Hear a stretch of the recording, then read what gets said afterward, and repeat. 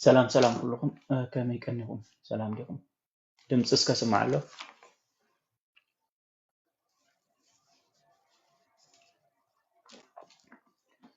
دمصي سمع انت اسك انغورني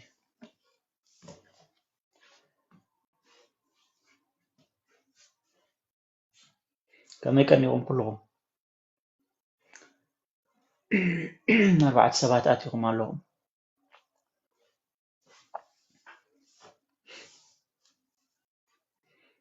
سلام لكم كلكم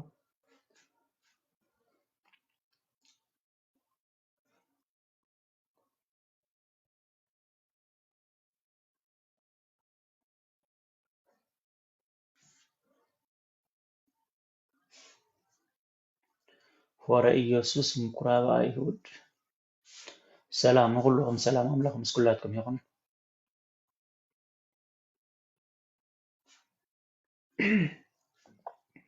لما عند سنبت ኢየሱስ ክርስቶስ ኣብ ቤት ምኩራብ ኣትዩ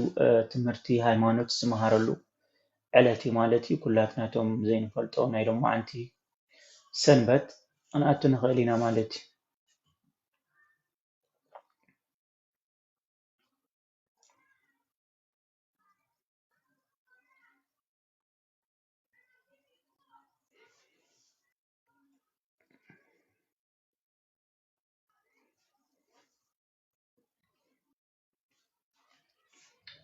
Thank you Tom tap tap to go to the long plan. Thank you.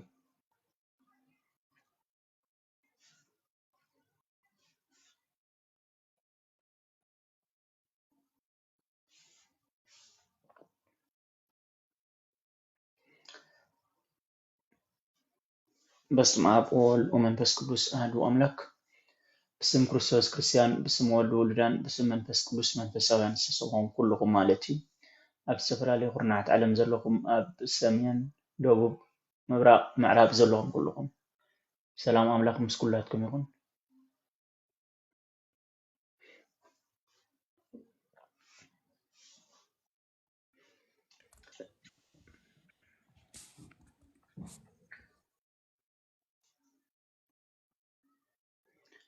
ሰላም ንኩላትኩም ይኹን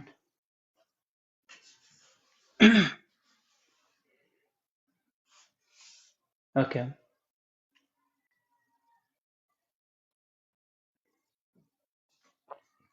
ኢየሱስ ክርስቶስ ነዚ ዕለትን ሰዓትን ስለ ዝሃበና ካብ ጫፍ ዓለም ክሳብ ጫፍ ዓለም ክብርን ምስጋናን ንዕኡ ይኹኖ ካብ ኣጽናፍ ዓለም ክሳብ ኣጽናፍ ዓለም እንታይ ማለት እዩ ኢልኔር ሓደ ማለት እዩ ካብ ጫፍ ዓለም ክሳብ ጫፍ ዓለም ማለት እዩ እግዚአብሔር ኣምላኽ ካብ ሰማይ ክሳብ ምድሪ ካብ ምድሪ ክሳብ ሰማይ ካብ ሰሜን ክሳብ ደቡብ ካብ ደቡብ ክሳብ ሰሜን ካብ ምብራቅ ክሳብ ምዕራብ ካብ ምዕራብ ክሳብ ሰሜን ዝኸበረን ዝተመስገነን ይኹን ክንብሎ ይግባአና ማለት እዩ ንሱ ካብ ባህሪኡ ኩሉ ግዜ መስጎን ውድስ እዩ ለሓደ ከባና ዝፅበአ ነገር የለን ኮነ ግን ንሕና ንክንባረኽ ንሕና ንክንቅደስ ክነመስግኖ ናይ ገዛ ርእስና ናይ ነፍስና ግዴታ እዩ ማለት እዩ ሰላም ዓኻ ይኹን ቴዎድሮስ ሰላም ከመይ ውዕልኩም ዲያቆናይ ሰላም ይኸመይ ንኩልኩም ሰላም ብሓፍሻ ሰላም እግዚአብሔር ይመስገን ዲያቆን ሓወል በቲ ትምህርቲ ኩሉ ግዜ የዘንቀካ ኣብዚ ነቶም እንደንፈልጥ በቲ ዝተምሃበካ ማዕርግ በቲ በቃ በተኻለከ መጠን ነቲ ዘይፈልጥ ክትፈልጦ ብትፍትን ብጣዕሚ እየ ደመስግነካ ሓንቲ ነገር ኣላ ኣነስ ንእሽተይ ሓተካ ደለና እንደማዕጡቃ ብዛዕባ ምኩራብ ድምካ ነርካ ካልእ ቴማ ንሕዚ ታሪካስ ብዛዕባ ሆሳዕና ገለ ክትብለና ምደለኹ ነይረ ኣነ ብዛዕባ ሆሳዕና ብዛዕባ ትማዓንቲ ማለት ድዩ ሓፈሻዊ ሽዑ ተፈፀመ ተኣምራት ኣይሁድ ዝገበርዎ ግብሪ ብዛዕባ ንእሽተይ ምደለኹ ነይረ ንድሕርካ ቴማ ዘይትብልካ ማለት እዩ ኦኬ ቴንክ ዩ ስለቲ ምስጋናኻ ማለት እዩ ፀገም ዘለዎ ኣይኮነን ክንሪኦ ኢና ቀሲልና ያ ሕጂ ኳታ ናይ ምኩራብ ንእሽተይ መብርሂ ክህበላ ኢለ እንዲኣት ሓፈሻዊ ግን ናይ ሆሳዕና እውን ድሓን ፀገም ዘለዎ ኣይኮነን ክሪኣ እየ በቃ እሺ ዳይቀን ሓወዚ ኣነ ናተይ ርእቶ اوكي ثانك يو سلام يلا ماشي اوكي تحت وين خعزة يبلي قنا اوكي الحمد لله كا ورد تغليقات اللي هاو اوكي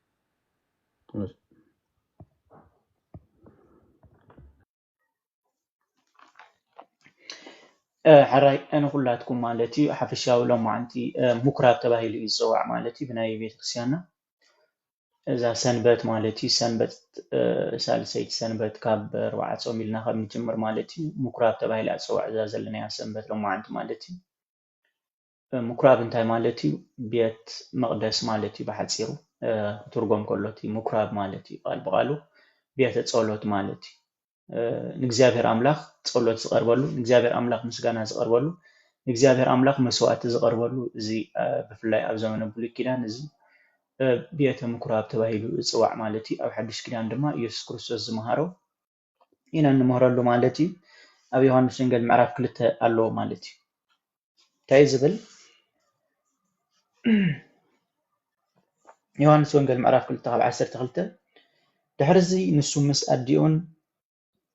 ኣሕዋቱን ደቀ መዛሙርቱን ናብ ቅፍርናሆም ወረደ ኣብኡ እውን ሒደት መዓልቲ ጸንሑ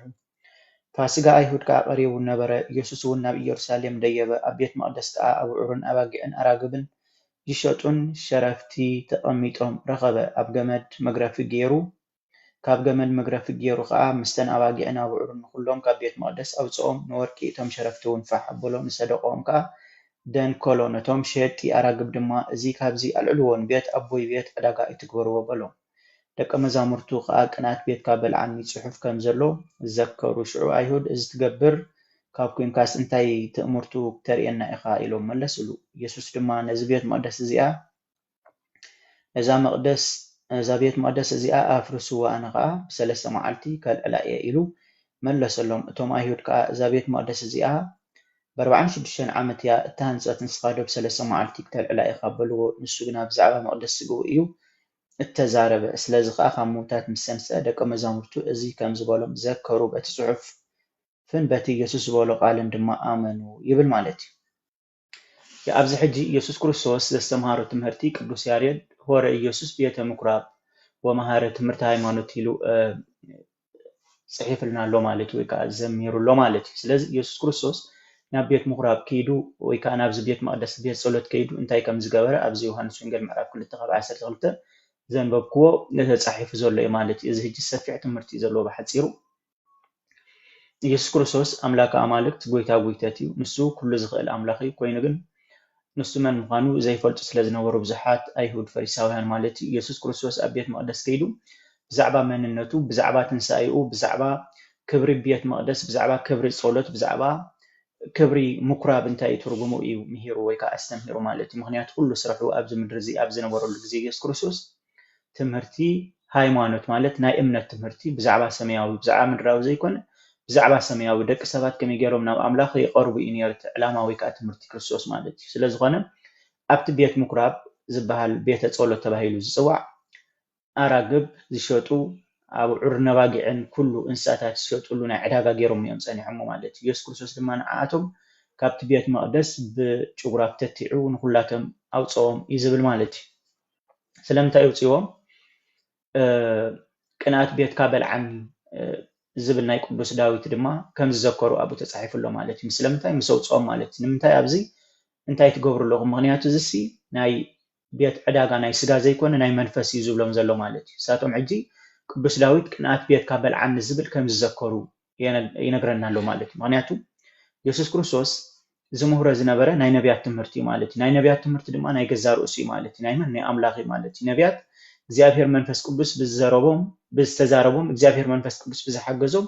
እዮም ዝዛረቡ ወይ ከዓ ዝተንበዩ ነይሮም ማለት እዩ ኢየሱስ ክርስቶስ ሕጂ እቲ ናይ ነቢያት ትምህርቲ እቲ ናይ ነቢያት መጽሓፍ ወይ ከዓ ዝጸሓፍዎ ነቢያት ብግብሪ መን ምዃኑ ንሱ ከም ዝለኣኾም ቅዱስ መንፈስ ዝለኣኸሎም ንሱ ምዃኑ ቅድሚ ነቢያት ከም ዝነበረ ነቢያት እውን ናይ ትንቢቶም ወይ ከዓ ናይ ትዘረብኦም መዕለቢ ዝገበረሉ ንሱ ምዃኑ ንኽነግርን ንኸስተምህርን እዩ ናብዚ ምድሪ እዚ መፂኡ ዓብዩ ማለት እዩ ሕጂ ኣብዚ ቤት መቅደስ እዚ ኣትዩ ብዛዕባ ክብሪ ቤተ መቅደስ ወይ ቤት መቅደስ ወይ ከዓ ቤት ጸሎት እንታይ ዓይነት ክብሪ ከም ዘለዎ ከመይ ጌርካ ኣብኡ እንታይ ትገብር እንታይ ትሰርሕ እዩ ኣስተምሂሮም ማለት እዩ ምክንያቱ ናይ ዕዳጋ ዘይኮነ ቤት መቅደስ ናይ እግዚአብሔር ኣምላኽ ምስ እግዚአብሔር ኣምላኽ እትራኸበሉ ምስ እግዚአብሔር ኣምላኽ እትዘራረበሉ ምዃኑ ትርጉም እዩ ኣረዲኦም ማለት እዩ ምክንያቱ ጸሎት ብሂል ተናግሮተ ምስለ እግዚአብሔር ስለ ዝኾነ ጸሎት ማለት ምስ እግዚአብሔር ምዝራብ ስለ ዝኾነ ምስ እግዚአብሔር ኣምላኽ ክትዛረብ ከለኻ ድማ ብፍሉይ ኣብ ቤት መቅደስ ከይድካ ክትዛረቦ ከም ዘለካ ዘረዲኡ ማለት እዩ ምክንያቱ ቅዱስ ዳዊት ብዛዕባ ቤት መቅደስ ብዙሕ ጽሒፉሎ ማለት እዩ ናብ ቤት ኣምላኽ ንኸይድ ምስ በሉኒ ተሓጎስኩ ኢልሎ ማለት እዩ ናብ ቤት ኣምላኽ ንኸይድ ምስ በሉኒ ተሓጎስኩ ዝበሎ ቅዱስ ዳዊት እንታይ ቤት ኣምላኽ ወይ ከዓ ቤት መቅደስ ወይ እውን ምኩራብ ካብ ካልእ ቦታ ፍሉይ ምዃኑ ንኸረዲኡ ማለት እዩ ጥበበኛ ሰሎሞን ቤት መቅደስ ሃኒፁ ምስ ወደ እግዚአብሔር ኣምላኽ እንታይ ኢልዎ ነይሩ ጸሎት ምስ ገበረ ወይ ከዓ ጸሎት ክጽሊ ከሎ ቅዱስ ጥበበኛ ሰሎሞን እግዚአብሔር ኣምላኽ ኣብዛ ቤት እዚኣ ብእምነት ጸለየ ካብ ዝተፈላለዩ ሽግርን ካብ ዝተፈላለዩ ሕማቅ ነገራትን ከድሕኖ ምዃኑ እግዚአብሔር ኣምላኽ ቃልኣት ኢሉ ማለት ስለምንታይ ዓይነይን እዝነይን ንዘለዓለም ንሓዋሩ ኣብዛ ቤት እዚኣ እዩ ብምባል ቃልኣት ኢሉ ነይሩ ማለት እዩ ቃለይ ካብ ዝሓልፍ ሰማይን ምድርን ክሓልፍ ቀልል ዝበለ ኣምላኽ ስለ ዝኾነ ድማ ቃሉ ኩሉ ግዜ ጽኑዕ ማለት እግዚአብሔር ኣምላኽ ኣይልወጥን ቃሉ እውን ኣይልወጥን ማለት ትማልን ሎምን ንዘለዓለም ነስዩ ንኣቦና ሙሴ ዝተዛረቡ ሕጅሎ ንጥበበኛ ሰሎሞን ዝተዛረቡ ሕጅሎ ንነቢያት ኩላቶም ዘዛርቦም ዝነበረ ድማ ሕጅሎ ንዘለዓለም እውን ክህሉ እዩ ማለት እዩ ሕጂ ኣብዚ ቤት መቅደስ ዝኣትዩ ዝምህርን ዘስተምህርን ዝነበረ መን እዩ ኢየሱስ ክርስቶስ ማለት እዩ ኢየሱስ ክርስቶስ መን እዩ እግዚአብሔር እዩ ማለት እዩ ንኣብነት ኣብ ማቴዎስ ወንጌል ምዕራፍ 4 ተራሪእና ማለት እዩ ዲያብሎስ ፈቲንዎ ነይሩ ኢየሱስ ክርስቶስ ማለት እዩ እንታይ ዝብሎ ናብቲ ቤት መቅደስ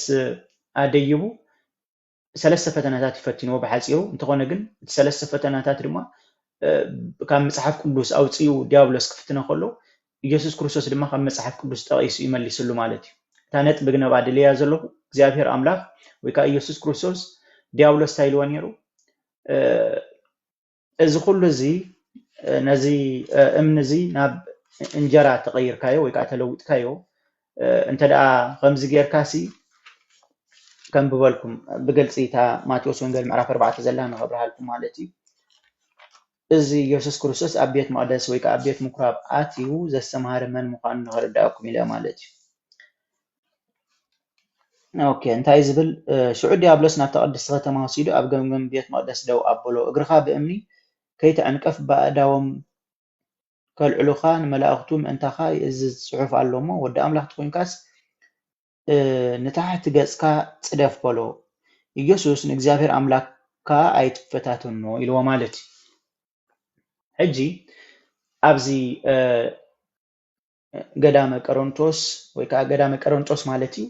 ኣብዚ ዝዛረቡ ዝነበሩ መነመን እዮም ኢየሱስ ክርስቶስን ዲያብሎስን ማለት እዩ ሕጂ ዲያብሎስ ከምዚ ኢሉ ምስ ሓተቶ እንተደኣ ከምዚ ጌርካሲ ከም ዘንበብኩልኩም ማለት እዩ በዚ እንተደኣ ጸዲፍካ መላእኽቲ እቲ ናይ ቅዱስ ዳዊት ተቀዲሙ ዝተነበዮ ንሱ ይጠቂስሉ ማለት እዩ እንተደኣ በዚ ጸዲፍካስ መላእኽትካ ክቅበሉካ እዮም ወይ ከዓ ክሓቅፉካ እዮም ዝዓይነቱ ይመልስሉ ማለት እዩ ኢየሱስ ክርስቶስ እንታይ ይመልስሉ ሽዑ ንእግዚአብሔር ኣምላኽካ ኣይትፈታተኑ ኢልዎ ስለዚ እቲ ዝርርብ ምስ መን ነይሩ ምስ እግዚአብሔር ንዓይሲ ኣነ እግዚአብሔር እዩ ዝብሎ ዘሎ ማለት እዩ ኣነ እግዚአብሔር እየ ስለዚ እግዚአብሔር ኣምላኽካ ከምዚ ኢልካ ክትፍትኖ ኣይግባእካን እዩ ወይ ዝብሎ ዘሎ ማለት እዩ ምክንያቱ እቲ ዝርርብ ኣብ መንጎ ክርስቶስን ኣብ መንጎ ዲያብሎስን ዝነበረ ክርስቶስ እንታይ እዩ እሱ እግዚአብሔር ስለ ዝኾነ ተፈታኒ መን እዩ እሱ ዲያብሎስ ስለ ዝኾነ ዲያብሎስ ኢየሱስ ክርስቶስ ብስጋ ኣብኡ ክመላለስ ስለ ዝረኣዮ ከማና ስጋ ለቢሱ ወይ ከዓ ልክዕ ንዓና ዝመስል ዓይኒ እዝኒ ኣፍንጫ እግሪ ዘለዎ ወዲ ሰብ ዝመስል ስለ ዝረኣዮ ጽቡቅ ገይሩ ስለ ዘይፈለጦ ዝነበረ ዲያብሎስ ንኽፍትኖ ናብኡ ክመጽእ ከሎ ንእግዚአብሔር ኣምላኽካ ኣይትፈታተኖ ኢልዎ ማለት እዩ ምክንያቱ እዚ ካብ መጽሓፍ ቅዱስ ይጠቂስሉ ትኾነ ግን እቲ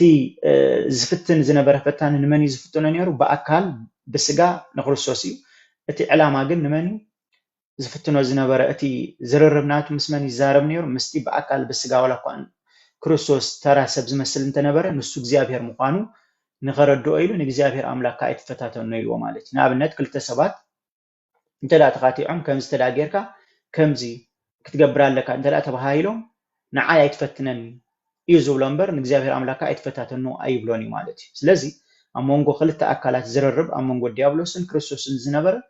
ኣብ መንጎ ዲያብሎስን እግዚአብሔርን ነይሩ ትዝርርብ ማለት እዩ ተኾነ ግን ዲያብሎስ ነዚ ኣይሰውዓለን ነይሩ ኢየሱስ ክርስቶስ ኣነ እግዚአብሔር እየ እዩ ዝብሎ ዘሎ ማለት እዩ ባርከስ እዚ እግዚአብሔር ኣምላኽ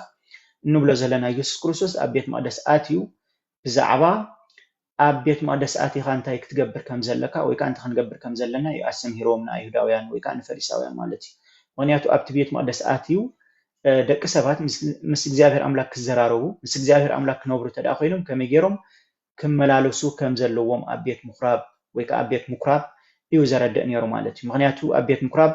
ዕዳጋ ክትገብሩ ኣይግባእካን እዩ ኣብ ቤት ምኩራብ ናይ ስጋ ነገር ክትገብር ኣይግባእካን እዩ ኣብ ቤት መቅደስ ድሌትካ ሸቐጥ ወይ ከዓ ዕዳጋ ወይ ቢዝነስ ክሰርሕ ኣይግባእካን እዩ ኣብ ቤት መቅደስ ክዝሙ ክትሰርቕ ክትሕሱ ኣይግባእካን እዩ ኣብ ቤት መቅደስ ክትበኣስ ኣይግባእካን እዩ ኣብ ቤት መቅደስ እንታይ ኢኻ ክትገብር ዘለካ ቅንኣት ቤትካ በልዓኒ ከም ዝበሎ ቅዱስ ዳዊት ቅንኣት ቤት መቅደስ ክሓድረካ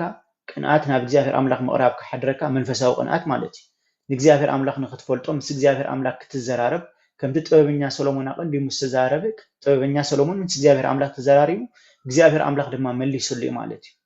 ዓይነይን እዝነይን ንሓዋሩ ኣብዚኣ እዩ ኢልዎ ማለት እዩ ኣበይ ኣብ ኣካል ወይ ከዓ ኣብ ሰምነት ናይ ጥበበኛ ሰሎሞን ዘይኮነ ኣብቲ ኣካል ብህንፃ ናይ ብዙሓት ጥበበኛታት ገይሩ ዘህነፆ ቤት መቅደስ ናይ ጥበበኛ ሰሎሞን ቤት መቅደስ ተባሂሉ ፅዋዕ እንተኾነ ግን ክርስቶስ ወይ ከዓ እግዚአብሔር ብመንፈሱ ስለ ዝሓደሮ ቤት መቅደስ እግዚአብሔር ይበሃል ማለት እዩ ስለዚ ዓይኑን እዝኑን ንሓዋሩ ኣበይ ይነብር እግዚአብሔር ኣምላኽ ኣብ ቤት መቅደስ ማለት እዩ ስለዚ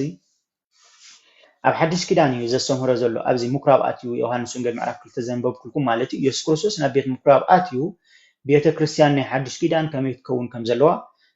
ወይ ከዓ ቤተ ምኩራብ ወይ ከዓ ቤተ ጸሎት ከመይ ዓይነት ቤት ጸሎት ክኸውን ከም ዘለዎ ብግብርን ብቃልን ኣስተምሂርዎም ማለት እዩ ኩላቶም ኣብኡ ዝነበሩ ኣባጊዕ ይኹኑ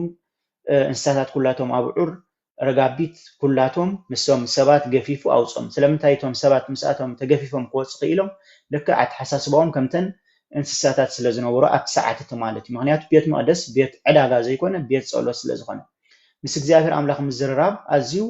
ፍሉይ ምዃኑ እዩ ዘረድእ ነይሩ ማለት እዩ ኣይኮነን ምስ እግዚአብሔር ኣምላኽ ምስ ሰማይን ምድርን ዝፈጠረ ኣምላኽ ምዝርራብ ምስ ሓደ ተራ ሰብ ንእሽተይ ስልጣን ዘለዎ ንክትዘራረብ እንታይ ትፈሊ ኦፊስ ትፈሊ ማለት እዩ ወይ ከዓ ዝተፈልየ ገዛ ትፈሊ ምስኡ ቀሲልካ ትረዳዳእ ማለት እዩ ብስነ ስርዓት ትዘራረብ ማለት እዩ ስለዚ ኣብ ሓደ ኦፊስ ወይ ከዓ ኣብ ሓደ ናይ ክቡር ሰብ እትብሎ ንስኻ ኣቲኻ ድሌትካ ዕዳጋ ኣይትገብርን ኢኻ ማለት እዩ ኢኻ ትገብር ንዕኡ ዝምልከቶ ኢኻ ትዘራረብ ማለት እዩ ኣብ ቤት መቅደስ ኣቲኻ ድማ እንታይ ክትገብር ከም ዘለካ ነዞም ኣብኡ ኣትዮም ዝሸጡን ዝሽቅጡን ዝነበሩ ከምዚ ክትገብሩ ኣይግባኣኩምን ኢሉ ገፊፉ ወይ ከዓ ንኩላቶም ኣውፅኦም ማለት እዩ ስለዚ ክብሪ ቤት መቅደስ እዩ ዝገልጽ ነይሩ ማለት እዩ ሽዑ ኣይሁዳውያን ሓቲቶም ነይሮም ማለት እንታይ ኢሎሞ ከምዚ ስዕብ ኢሎሞ ማለት እዩ ነቶም ሸየጥ ጣራግብ ድማ እዚ ካብዚ ኣልዕልዎ ንቤት ኣቦይ ቤት ዕዳጋ ኣይትክበርዎ በሎም ደቀ መዛሙርቱ ከዓ ቅንኣት ቤትካ በልዓኒ ፅሑፍ ከም ዘሎ ዘከሩ ሽዑ ኣይሁድ እዚ እትገብር ካብ ኮንካስ እንታይ ትእምርቱ ክተርእየና ኢኻ ኢሎም መለሱሉ ከምዚ ጌርካ ከምዚ ትገብሮ ዘለካ ትገብር ተደኣ ኮንካስ እንታይ ዓይነት ትእምርቲ ኢኻ ክተርእየና ኢሎም ሓቲቶሞ ማለት እዩ ናይ ኣይሁዳውያን ማለት እዩ እቶም ኣይሁድ ከዓ እዛ ቤት መቅደስ ሽዑ ኢየሱስ ድማ እንታይ ኢሉ መሊስሎም ነዛ ቤት መቅደስ እዚኣ ኣፍርስዋ ኣነ ከዓ ብሰለስተ መዓልቲ ከልዕላ እየ ኢሉ መለሰሎም እንታይ ትእምርቱ ክተርእየና ኢኻ ምስ በልዎ ነዛ ቤት መቅደስ እዚኣ ኣፍርስዋ ኣነ ድማ ብሰለስተ መዓልቲ ከልዕላ እየ ወይ ከዓ ካህንፀ ኢልዎም ማለት እዩ ኣብዚ ሕጂ እንታይ ዝብለና ተሕቲሉ እቶም ኣይሁድ ከዓ እዛ ቤት መቅደስ እዚኣ ብ46 ዓመት እያ እተሃንፀት ንስኻ ብሰለስተ መዓልቲ ክተልዕላ ኢኻ በልዎ ንሱ ግና ብዛዕባ መቅደስ ስግኡ እዩ ዝተዛረበ ይብል ማለት እዩ እሱ ሕጂ ብዛዕባ ቤት መቅደስ ብኣካል ወይ ከዓ በቲ 46 ዓመት ዝተሃንፀ ናይ እስራኤላውያን ወይ ከዓ ናይ ጥበበኛ ሰሎሞን ህንፃ ከምኡ ዘይኮነስ ብዛዕባ ስጋኡ ይዛረቦም ነይሩ ብዛዕባ ስግኡ ማለት እዩ ነዛ ቤት መቅደስ እዚኣ ኣፍርሱ ኣነ ድማ ብሰለስተ መዓልቲ ካህንፃ ክብሎም ከሎ ንዓይ ኣፍርሱኒ ንዓይ ቅተሉኒ ተኾነ ግን ኣነ ብሰለስተ መዓልቲ ክትንስእ እዩ ዝብሎም ዘሎ ማለት እዩ እሱ ኣምላክ ኣማልክት ጎይታ ጎይተት ኩሉ ዝኽእል ዝረአን ዘይረአን ዝፈጠረን ዝፈልጥን ኣምላኽ ስለ ዝኾነ ንሶም ክቀትልዎ እሞ ብሰለስተ መዓልቲ ከም ዝተንስእ ዝፈልጥ ስለ ዝኾነ ኣቀዲሙ ከይተቀብረ ከሎ ኣቀዲሙ ከይቀተልዎ ከሎ ኣቀዲሙ ከይተገርፈ ከሎ ኣቀዲሙ ኣብ መስቀል ከይተሰቕለ ከሎ ብዛዕባ ትንሳኤ ሙታን ንሱ ብሰለስተ መዓልትን ሰለስተ ለይትን ካብ መቃብር ብሓይሊ ስልጣኑ ከም ዝተንስእ ዝዛረብ ኣሎ ማለት እዩ ስለዚ ኢየሱስ ክርስቶስ መን እዩ ንሱ ኣምላክ ስለ ዝኾነ ማለት እዩ ንሱ ቅድም ዝነበረ ሕጂ እውን ዘሎ ንዘለኣለም እውን ዝነብር ንዓለም ዝሕልፍ ኩሉ ዝኽእል ፈራዲ ኣምላኽ ስለ ዝኾነ ብዛዕባ ትንሳኤኡ ይዛረቦም ኣሎ ማለት እዩ ንሳቶም ግን ኣይተረድእዎን ነይሮም ማለት እዩ ብዛዕባ በኣካል እቲ ድህስሶ ቤት መቅደስ ብእምኒ ወይ ከዓ ብዝተፈላለየ ህንፃ ዝህነፅ ብዛዕባኡ ዝዛረብ ዘሎ ይመስልዎም ነይሩ ማለት እዩ እንተኾነ ግን ንሱ ብዛዕባ ኣካሉ ብዛዕባ ስግኡ ንዓይ ክተፍርሱኒ ንዓይ ክትቀትሉኒ ኢኹም እንተኾነ ግን ብሳልሳይ መዓልቲ ክትንስኤ ክብሎም ከሎ ንዕዘብ ማለት እዩ ኣብዚ ሕጂ ፍሉይ ንሱ ፍሉይ ኣምላኽ ምዃኑ ንሱ ተራ ነቢይ ከም ዘይኮነ ንሱ ተራ ሰብ ከም ዘይኮነ ንሱ ፍጹም መለኮታዊ ኣምላኽ ምዃኑ የረድኦም ኣሎ ማለት እዩ እዚ ክብሎም ከሎ ከማን ኣይተረድኡን ብዙሓት ማለት እዩ ክሳብ ሕጂ እውን ዘይተረድኡ ኣለዉ ማለት እዩ ሕጂ ከምኡ ክብሎም ከሎ ስለዚ ከዓ ካብ ምውታት ምስ ተንስአ ደቀ መዛሙርቱ እዚ ከም ዝበሎም ዘከሩ ይብል ማለት እዩ ከምዚ ኢልዎም ከሎ ንኣይሁድ ኣይሰውዓሉ ነይሮም ኣይሁዳውያን ማለት እዩ ድሕሪ እዚ ግን ካብ ትንሳኤ ሙታን ምስ ተንስአ ድሕሪ 3 መዓልትን 3 ለይትን ነዚ ዘረባ እዚ ዝዘከሩ መን እዮም ሃዋርያት ማለት እዩ ደቀ መዛሙርቱ ነዚ ዘከሩ ማለት እዩ ምክንያቱ ነዚ ቤት መቅደስ ዝኣፍርስዎ እሞ ብሳልሳይ መዓልቲ ከተንስኦ ወይ ከዓ ከልዕሎ እየ ክብሎም ከሎ ኣብኡ ስለ ዝነበሩ ስለ ዝሰምዕዎ ነዚ ቃል እዚ ቃሉ ዘይዓፅፍ ቃሉ ዘይልወጥ ኣምላኽ ስለ ዝኾነ ድሕሪ 3 መዓልቲ ምስ ተንስአ ነዚ ዘከሩ ማለት እዩ ኣቀዲሞም ከዓ እንታይ ዘኪሮም ነይሮም ቅዱስ ዳዊት ኣቀዲሙ ብዛዕባ ክብሪ ቤት መቅደስ ቅንኣት ቤትካ በልዓኒ ዝብል ዘከሩ ኢሉ ተባሂሉ ተፃሒፉሎ ማለት እዩ ሽዑ ምስ ተንስአ ካብ ትንሳኤ ሙታን ድማ ኢየሱስ ክርስቶስ ተዛረቦ ዘከሩ ሕጂ ድማ ንሕና ክንዝክሮ ዝግባአና ኢየሱስ ክርስቶስ እንታይ ኣስተምሂሩ ክንዝክር ግባአና ማለት እዩ ኢየሱስ ክርስቶስ ኣብዚ ቤት መቅደስ ዝኣትዩ ኢየሱስ ክርስቶስ ኣብ ቤት ምኩራብ ኣትዩ እንታይ ዓይነት ትምህርቲ ምሂሩ እንተ ደኣ ዘኪርና ናይ ድሕነት መንገዲ ክንሕዝ ኢና ማለት እዩ ወይ ከዓ ምስ ክርስቶስ ሕብረት ክህልወና እዩ ማለት እዩ ነዚ ተዘይዘኪርና ግን ከምቲ ሃዋርያት ዘኪሮም ዝደሓኑ ደድሕሪኡ ተኸቲሎም ድሕነት ዝረኸቡ ክንከውን ዘለና ተኽእሎ ፀቢብ ክኸውን ይኽእል እዩ ማለት እዩ ስለዚ እግዚኣብሔር ኣምላኽ ዝዝክር ዘስተውዕል ዓይነ ልቦና ክህበና ሰናይ ፍቃዱ ይኹን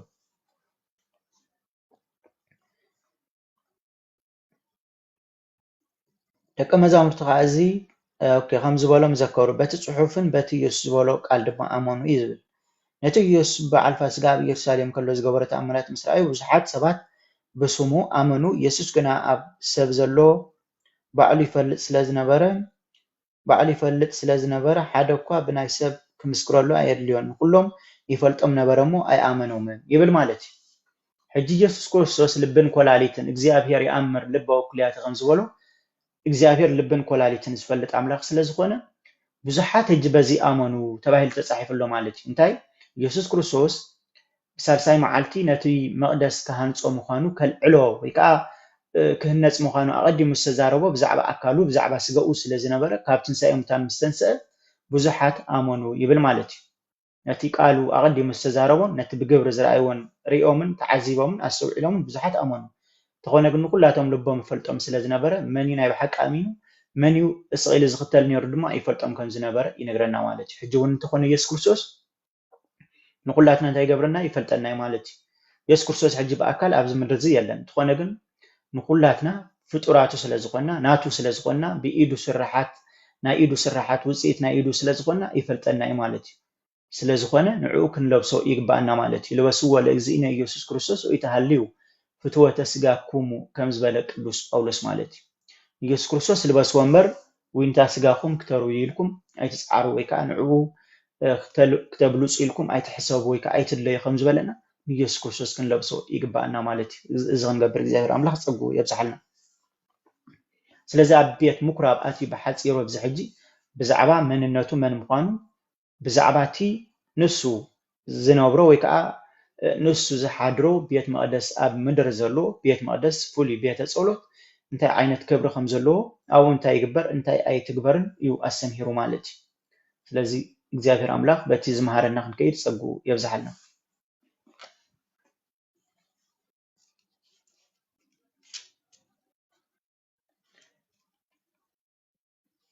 ስለዚ ብሕፅር ዝበለ ድሓን እዚኣ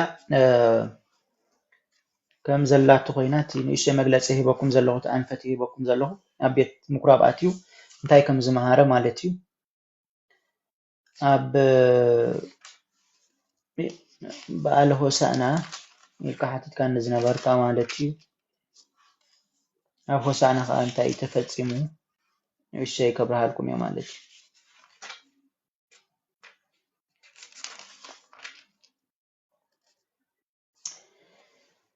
اوكي هوسانا دما حنتي كابنا يربع ጾም حنتي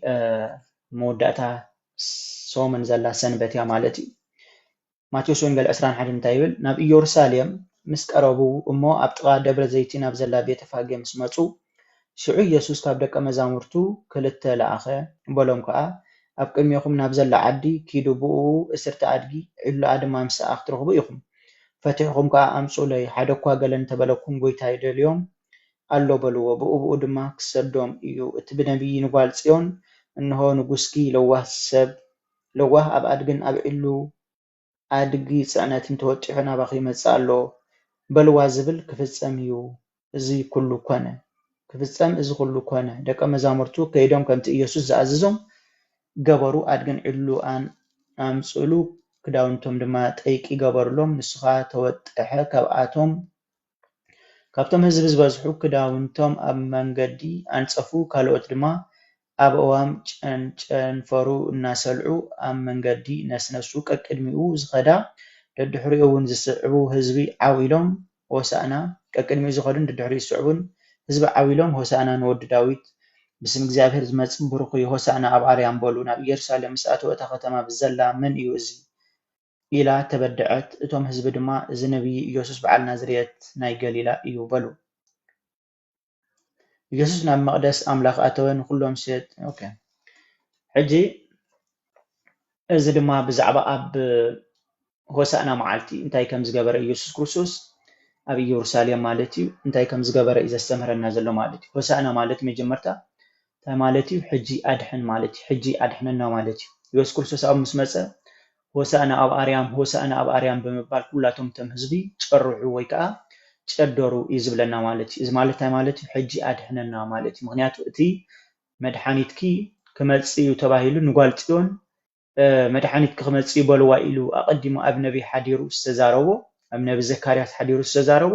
ክፍጽም ስለዝነበሩ ናይ ነቢያት ትንቢት ክፍጽም ስለዝነበሩ ብቅዱስ መንፈስ ዘዛረቦም ንሱ ባዕሉ ስለዝኾነ ንዑ ድማ ክፍጽም ዝመጽእ ኣምላኽ ስለዝኾነ ኣብ ኢየሩሳሌም መጽኡ እንታይ ከም ዝገበረ እዩ ዘስተምረና ዘሎ ድሕነት ከም ዝፈጸመ ማለት እዩ እቶም ዝድሕኑ መን እዮም እቶም ዝኣምኑ እቶም ህዝቢ ማለት እዩ ሕጂ ኣብ ኢየሩሳሌም መጽኡ ኣብ ሆሳዕና መዓልቲ ብዙሕ ትርጉም ዘለዎ ትምህርቲ ሒዙ ዘሎ እዚ ሆሳዕና ማለት እዩ ብሓጺሩ ግን ንኽልተ ካብ ደቀ መዛሙርቱ ልኢኹ ኣድግን ዕሉን ኣላ ኣምጽዋ ክብሎም ከሎ ብዛዕባ ሓዱሽ ኪዳንን ብሉይ ኪዳንን ይዛረብ ዘሎ ማለት እዩ ኣብ ዘመነ ብሉይ ኪዳን ዝነበሩን ኣብ ዘመነ ሓዱሽ ኪዳን ዝነበሩን ኢየሱስ ክርስቶስ ከይመጸ ብዘይ ኢየሱስ ክርስቶስ ድሕነት ከም ዘይብሎም ካብ ማእሰርቲ ሓጢኣት ክፍትሑ ከም ዘይክእሉ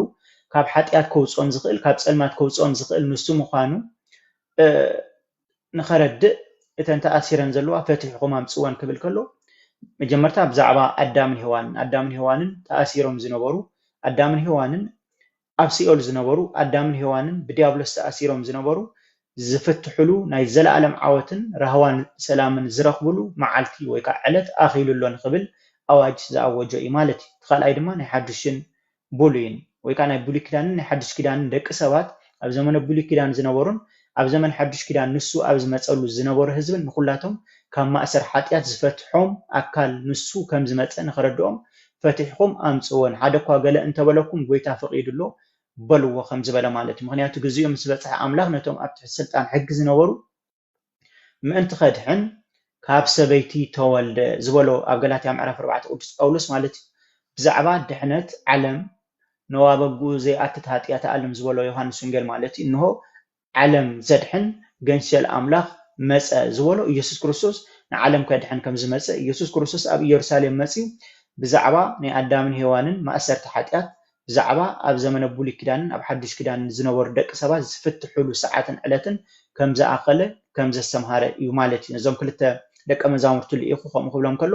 እታ ኣድግን ዕሉን ማለት እዩ እታ ኣድጊ ናይ ምንታይ ምሳሌ እያ እታ ኣድጊ ናይ ብሉይ ኪዳን ማለት እዩ እታ ዒሉ ድማ ናይ ሓዱሽ ኪዳን ማለት እዩ ዒሉ ኣዝያ ንእሽተይ እያ ሓዱሽ ኪዳን ድማ ትምስረት ስለዝነበረ ሽዑ ገና ኢየሱስ ክርስቶስ ዘይተሰቕለ ገና ከይተሰቕለ ትምህርቲ ዘስተምረሉ ዝነበረ ወቅትን ግዜን ስለዝነበረ ጻዕቢ ወይ ከዓ ዒሉ ተባሂላ ጽዋዕ ማለት እዩ ናይ ሓዱሽ ኪዳን ምሳሌ እያ ማለት እዩ እታ ኣድጊ ድማ ምጽዓን ዝለመደት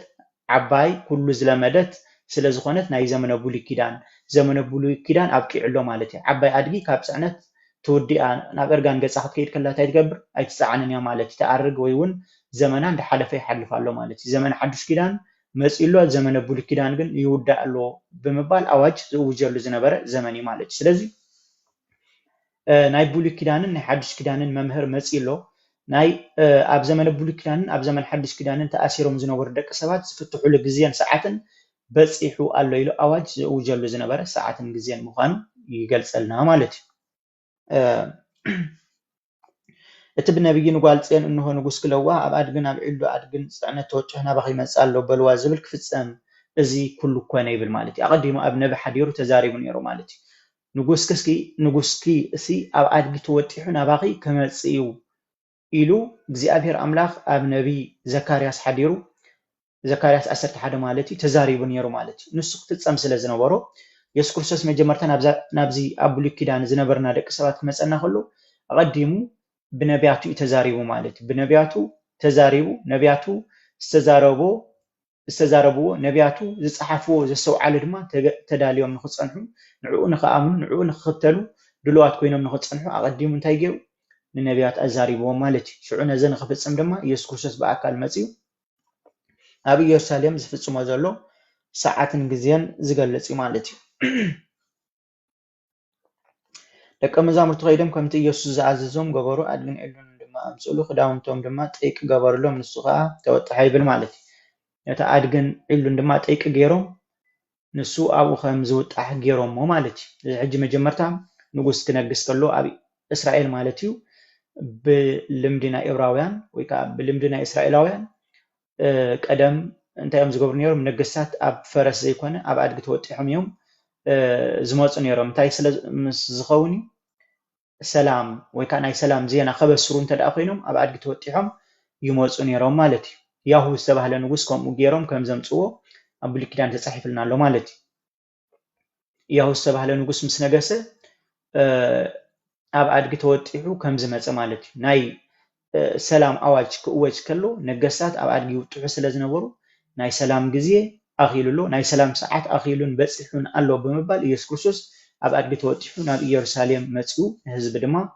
ኣበሲርዎም ማለት እዩ ምክንያቱ ሰላም ይህበኩም ኣለኹ ሰላም ኣሓድገልኩም ኣለኹ እዚ ኣነ ዝህበኩም ዘለኹ ሰላም ከምቲ ዓለም ትህበኩም ሰላም ኣይኩነን ዝብል ናይ ሰላም ኣበሳሪ ናይ ሰላም ነጋሪ ስለ ዝኾነ ኢየሱስ ክርስቶስ ማለት እዩ ኣብ ኣድጊ ተወጢሑ ንኸመጽእ ከምዚ ገይሮም ምንጻፍ ወይ ከዓ ጠይቂ ከም ዝገበሩለን ንኽልትየን ማለት እዩ ገርመኩም ንኽልትየን ድማ በበይነን ዘይኮነ ተወጢሕወን ብሓደ ግዜ ተወጢሕወን ማለት እዩ ንሱ ከዓ ተወጥሐ ካብቶም ህዝቢ ዝበዝሑ ክዳውንቶም ኣብ መንገዲ ኣንጸፉ ካልኦት ድማ ካብ እዋን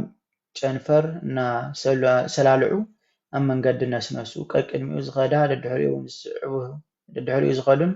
ቀቅድሚኡ ዝስዕቡን ዓዊሎም ሆሳዕና ንወዲ ዳዊት እቲ ብስም እግዚአብሔር ዝመጽእ ብሩኽ እዩ ሆሳዕና ኣብ ኣርያም እናበሉ ከም ዝጭርዑ ማለት እዩ ድሕሪኡን ብቅድሚኡን ኮይኖም እቲ ብስም እግዚአብሔር ዝመጽእ ቅዱስ እዩ ወይ ከዓ እቲ ብስም እግዚአብሔር ኣምላኽ ዝመጽእ ብሩኽ እዩ እንዳበሉ ቅዱስ ዳዊት ቀዲሙ ዝተነበየ ወይ ከዓ ዝተዛረቦ ቀዲሙ ከምዚ ኢሉ ተነቢዩ ነይሩ ቅዱስ ዳዊት ማለት እዩ እዚ እንዳዘመሩ ብድሕሪኡን ብቅድሚኡን ኮይኖም ጨንፈር ሰላሊዖም ከምዚ ቆጽሊ ኣቁጽልቲ ማለት እዩ ነተን የእዱግ የንጽፉለን ከም ዝነበሩ ይነግረና ማለት ክብሪ ናይ ኢየሱስ ክርስቶስ ንኽገልጹ ማለት እዩ ኣብ ሰዓትቲ ኣድጊ ከቢራ ማለት እዩ ስለምንታይ ኣድጊ ከምኡ ጌራ ከቢራ ኢየሱስ ክርስቶስ ሰማይን ምድርን ዝፈጠረ ኣምላኽ ስለ ዝተወጥሐን ማለት እዩ ኣድግን ዕሉን ኣዝየን ከቢረን ኣብታ ሰዓትቲ እያ ማለት እዩ ስለዚ ቅድስቲ ድንግል ማርያም 9 ወርሒ ኣብ ማህፀና ከምኡውን 33 ዓመት ምስኡ ዝተመላለሰት ቅድስትን ንጽሕትን ድንግል ማርያም ማዕረግ ክንደይ ክብሪ ከም ዘለዋ ብመንጽር እዚ ክነስተውዕሎ ይግባአና ማለት እዩ ኣድጊ ኣብታ ሰዓትቲ እያ ማለት እዩ ንዝተወሰነ ሰዓታት ንዝተወሰነ ሓደ መዓልቲ ማለት እዩ ኣዝያ ከቢራ ማለት እዩ ስለምንታይ ኢየሱስ ክርስቶስ ስለ ዝተወጥሐ ኣድጊ ጥራሕ ዘይኮነ ወላታ ዒሉ ማለት እዩ ብቅድሚትን ብድሕሪትን ኮይኖም ክብሪ ክህብዎ ከለዉ ንክርስቶስ ናይ ክብሩ ተኻፋሊት ዝኾነት ኣድጊ ነበረት ኣብቲ ዘመን እቲ ማለት እዩ ወይ ከዓ ኣብታ ሰዓትቲ እያ ማለት እዩ ስለዚ ንቅድስቲ ድንግል ማርያም ብመንጽር እዚ ማዕረግ ክንደይ ክብሪ ክንህባ ከም ዝግባአና ክብሪ ንዝግብኦ ክብሪ ሃቡ ቀረጽ ንዝግብኦ ቀረጽ ሃቡ ከም ዝበለ ቅዱስ ጳውሎስ እዚ ክንስሕቶ የብልናን ማለት እዩ ስለዚ ንኽልቲአን ብሓደ ግዜ ተወጢሕወን ማለት እዩ ነታ ዒሉን ነታ ኣድግን እዚ ማለት ድማ ንሓድሽ ኪዳንን ብሉይ ኪዳንን መስራቲኡ ንሱ ባዕሉ ምዃኑ ንኽረዳእና ማለት እዩ ምክንያቱ ሓድሽ ኪዳን ካብ ብሉይ ኪዳን ኣይፍለን بولي كيدان كاب حدش كيدان أي فلان نابنت أدقن علون ባህሪያትን አይፋላለኒ ማለት አድጊ እግዚአብሔር ፈጠረ አድጊ ያኩሉ ነገራት ባህሪያታን ፈልጤና ማለት ኢሉ ድማ በጊዕ ወይ ጤል ኮይና አይኮነትን ካብአት ወለድ ታይላ አድጊ ኮይና ያትወለድ ማለት ተኾነ ግን ንስተይ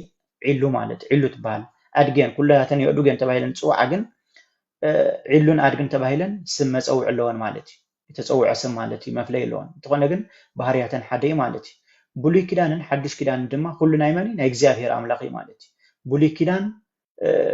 ከም ዝመጽእ ዝገበረ መን እግዚአብሔር ሓድሽ ኪዳን ከም ዝመጽእ ዝገበረ መን እግዚአብሔር ማለት ስለዚህ ንኽልቲኡ ዘሰማምዕ መን እግዚአብሔር ማለት ኢሉን አድግን በባህሪያትን አይፋላልያንን ማለት በትሕሶ ናይ ሓድሽ ኪዳንን ናይ ብሉይ ኪዳንን ድማ ፍልል የብሉን ማለት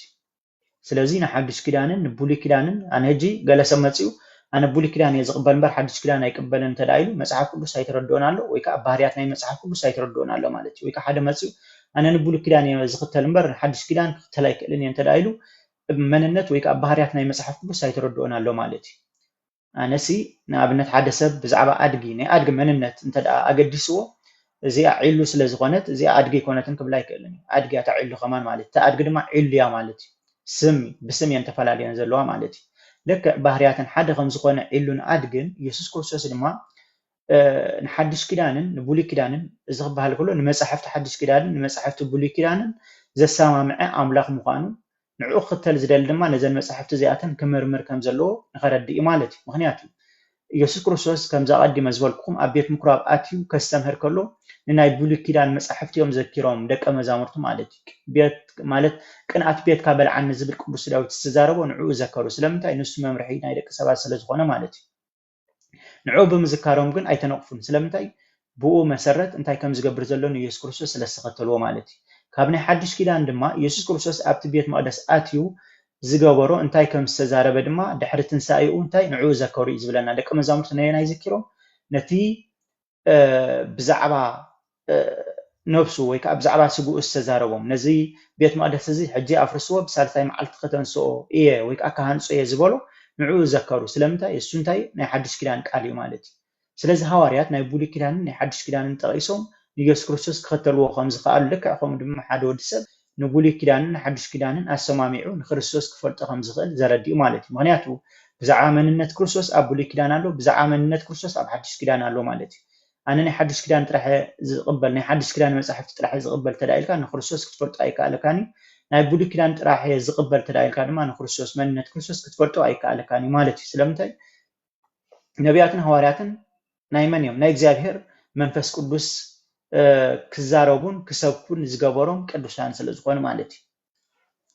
ስለዚህ ከምዛ ዓይነት ምስጢር ዘለዎ እዩ ማለት እዩ ናይዘን ክልተ የዱቅ ማለት እዩ ዕሉን ዓባይ ኣድጊ ማለት እዩ ክልቲአን ብሓደ ግዜ ተወጢሕወን ማለት እዩ ንኣብነት ሓደ ሰብ ካብ ቦታ ናብ ቦታ ክጓዓዝ ተደኣ ኮይኑ ኣብ ሓንቲ ኣድጊ ተወጢሑ ዝኸይድ ኩላትና ንፈልጦ ማለት እዩ ምክንያቱ ኣብ ክልተ ኣድጊ ክትወጥሕ ኣይከኣለካን كمي جرك أي كالمي مالتي يسوع كريستوس جن أب كلتي أنا سبحانه جزء توتي حوان مالتي بتحسس بسبات أزي غبيدي أي كالمي مالتي مغنياتو أب كلتي أنا كتو تحغلغاس تودق يخاق الدن مالتي مغنيات تحانت الدمية أو يتحانت الدحرية شعو مداك أي ترفكاني مالتي أب حانت أدقن نوبر سلازغانه كل سب توتي خيد كالي مالتي يسوع كريستوس جن أب كلتي أنا بحانت جزء مالتي بحد جزء خمس جير سريع عسي أب كلتي أنا توتي مالتي زحج فولي تأمر زي ملكوته أملاك سلازقنا نعو كل سلازق على مالتي عجي كأكل ميزغادو أوكي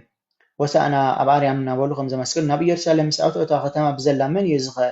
إلى تبدأت أتوم هزب دما زي نبي يسوع بعلنا زريتنا يجي لا يبالو حج جانا يسوع على النبي ينزلون يرمتهم هزب غا مالتي زسي من يلوم أزيوم بقى تربيشهم تم سبات مالتي أبوزنا ورسي إذا سب زمان يلوم حطو خاعت خلو تما أبوزنا ور فليتنا يزبالو دما إذا نبي كريستوس ويكا يسوع بعلنا زريت يلوم ينقروا ميرو مالتي يسوع كريستوس جن نبي يطرح زي كونه ناي نبي مالتي ويكا ناي نبيات نبي مالتي ناي أملاك أملاك ناي بويتت بويتاي مالتي مز مالتاي مالتي السو أملاك كله سب زخانة سب كله أملاك زخانة مالتي نبي تباهيلو صواعي سب تباهيلو صواعي صدق تباهيلو صواعي تغوانه جن إزت راح زي كونه نقول سباهي لو نسوي عندي إزت راح زي كونه جن ني أمالخت أملاخ بزحت أمالخت تباهي لبسوي علو ناتومسي أملاخي لعلي أمي مالتي ناي نجسات نقول ناي قويتة قويتة مالتي سلازي إذا نبي إلهم ملي سميرهم مالتي نسق النبي راح زي كونه ناي نبيات نبي مقانو نستوعب على لنا خلاتنا مالتي يسنا مقدس أملاخ أتوه نقولهم شيطان جيب زعبات ناي تستاي زارب ذل أوكي عجي نابت بيت مقدس تاي وجيرو بتن كلتا يأدوق صعبي أدقن بتا عباي أدقن توتيحو نتابيت مقدس سلسة زي زورة زيرو واي مالتي إذا مالت نحادنتون سلسنتون زقلتي مالتي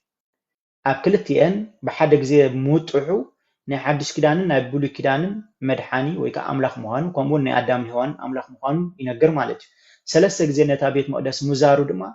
ناي سلسنتون مسالي مالتي حدا خوينو ززار هادما نحادنتون مسالي مالتي سلازي تزاواري حادنتن سلسنتن يقلت علو مالتي أبتاني أدوغا بحانت زي السوط حدما كل زغل أملاخ مهانو حدا قال أيدما نحدشن بلوي كدانن فلاليو زمرح أملاخ زي كونه نقولاتن نعنا ندك سبات ممرح يخمز هذا الناس جلس كمون بعفشة نأدام من هوان نغلت يوم كدحنا ميمت فلالي كدحنا ما يمثل مالتي كلت يوم حتى أتجرم قلت يوم لما أدحين ومالتي أما سكلت سقيلو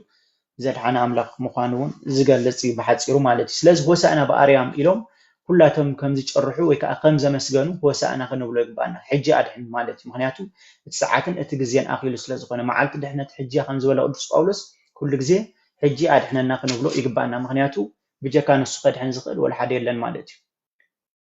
كله سم እግዚአብሔር ጽውዕ ክድሕንዩ ተባሂል ተጻሒፉ ሎ ማለት እዚ ማለት ማለት በእምነት ንሱ አምላኽ ምዃኑ ንሱ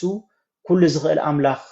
ምዃኑ ፈሊጥካ እንተዳ ተኸቲልካዮ ወይ ከዓ ጽውዕካዮ ክትድሕን ምዃንካ ዝገልጽ ማለት በእምነት ንክርስቶስ ጽውዕ በእምነት ንኢየሱስ ክርስቶስ አምላኽ ኢሉ ጽውዕ ከይድሓነ አይተርፍን ማለት ነዚ ንክገልጽ ሕጂ ኩላቱም ሆሳዕና በአርያም ከም ዝበሉ ንሕና ድማ ሕጂ አድሕነና ክንብሎ ከም ዝግባአና ኣብ ሆሳዕና መዓልቲ ብሰፊሑ ዝመሃር ትምህርቲ ማለት ህፃናት አመስግነው ማብ ሰዓት ማለት ህፃናት ማፈደጭ ህፃናት አሶላለ ከስባተ ይሉ ነሩ ቅዱስ ዳዊት ተቀዲሙ ማለት ካብ አፍ ህፃናት ምስጋና አዳሎ ኃይሉ ነሩ ቅዱስ ዳዊት እዚ ክፍጸም ስለዝነበረ ድማ ኣብቲ ከባቢ ቤት መቅደስን ኣብቲ ቤት መቅደስን ዝነበሩ ህፃናት ሆሳዕና በአርያም ኢሎም ክጽርሑ ከለው አይሁዳውያን ስቅበሉ ኢሎም ገኒዖምዎም ነሮም ማለት ስቅበሉ አይትዘምሩ ወይ ከዓ ኮም ኢልኩም አይትጸውዕ ኢሎም ገኒዖምዎም ነሮም ማለት ተኾነ ግን كقول محزقبهم نساتهم يوم نيرهم مالك نساتهم كم إلهم كم مسجون زقبهم انتخونا جن بانصارو نتهم هسانات نخبلو انتي جرمو جاني حمم نيرهم مالك هسانات جن أملاخهم سفلتو أملاخ تايل كخمس مسجن زسوا علو منفس قدوس كم زسوا علو زجبرهم قدوسان مخانو كابزن المهار مالك يتكلوا من هسانات يمسوا هذه يزبلوا نزين هسانات نبايك موسوا يدخلوا مزبلة هسانات منفس قدوس حدارهم قدوسان سلزقون هسانات حتى أبر رخصت سلا زي بقولهم نجزاهر أملاك كم مسجونو بقعت كم زهوا أملاك زردي مالتي حجي هسأنات كم زيلهم كم مسجونو خلو أيهداويان أي مسجون تخونا جن تايتباهيلهم هسأنات ولا كم انتبالكم مم زم إمان بيتانيون كم مسجون يوم إلو تزاربهم نيرو مالتي مغنياتو إمان بيتانيا كزاربو كم زخولو كم مسجونو كم زخولي إذا نقرم زلوا مالتي مغنياتو يمان كي ترفه بمن يوم تفتيرهم بكريستوس مالتي كريستوس فترهم يوم مالتي ولا كان درق امن انتقانه هيوت زي بلو ولا كان تقان ان هيوت زلون هيوت زي بلو نسفت ألمن نسو ኢየሱስ ክርስቶስ ስለዝኾነ ማለት ስለዚህ ስለተፈጠሩ ከመስግኑ እማኑን ይካአሎሚዩ በመባል ሓደ ቃል በቃሉ ማለት በትርጉም ድማ ነቶም እምነ ዝኾነ ልብ ዘለዎም ዘይአምኑ አይሁዳውያን ይኹን ካል ዝኾነ ሰብ ማለት ብናይ ክርስቶስ ፍቅሪ ተሳሒቦም ብናይ ክርስቶስ ድሕነት ተረዲኦም ከመስግኑ ይኽእልዮም ሰዓቱ አኺሉ እዩ በመባል ንኸሰምር ማለት አህዛብ ብዙሓት አህዛብ ዝኣመኑሉ ሰዓትን ግዜን ስለዝነበረ ሰዓቱን ከም ዝኣኸለ ንኽነግሮም ኢሉ ከም ዝልዎ ማለት ስለዚህ ድሕነት በመኒ በኢየሱስ ክርስቶስ ማለት ኢየሱስ ክርስቶስ መኒ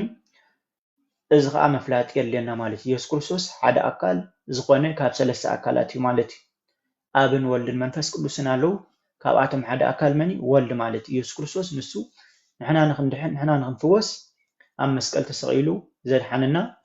ብዙሕ ትምህርቲ ዝመሃረ ኣብዚ ምድሪ እዚ ብዝተፈላለየ ዓይነት መንገዲ ንክንክተሎ ዝገበረ ኣምላኽ ምዃኑ ክነስተውዕል ግባአና ማለት እዩ። ምክንያቱ ብዙሕ ግዜ ንሕና ደቂ ሰባት ንክርስቶስ ብዘይምፍላጥና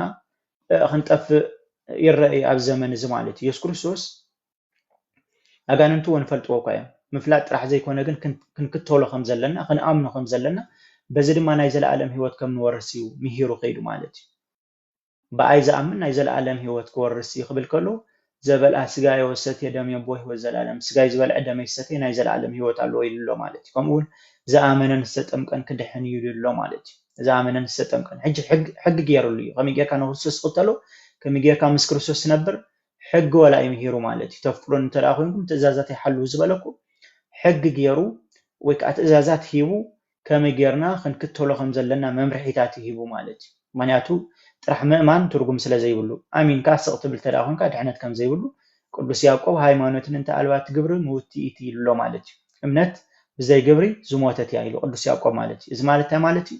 ንክርስቶስ ክርስቶስ ኢልካ ስለ ፀዋዕካ ጥራሕ ወይ ከዓ ንኢየሱስ ክርስቶስ ከም ዝመሃረ ምምስካር ጥራሕ ወይ እውን ንኢየሱስ ክርስቶስ ኣብዚ ምድሪ ከም ዝመፀ ከም ዝተሰቕለ ምምስካር ጥራሕ ከድሕነካ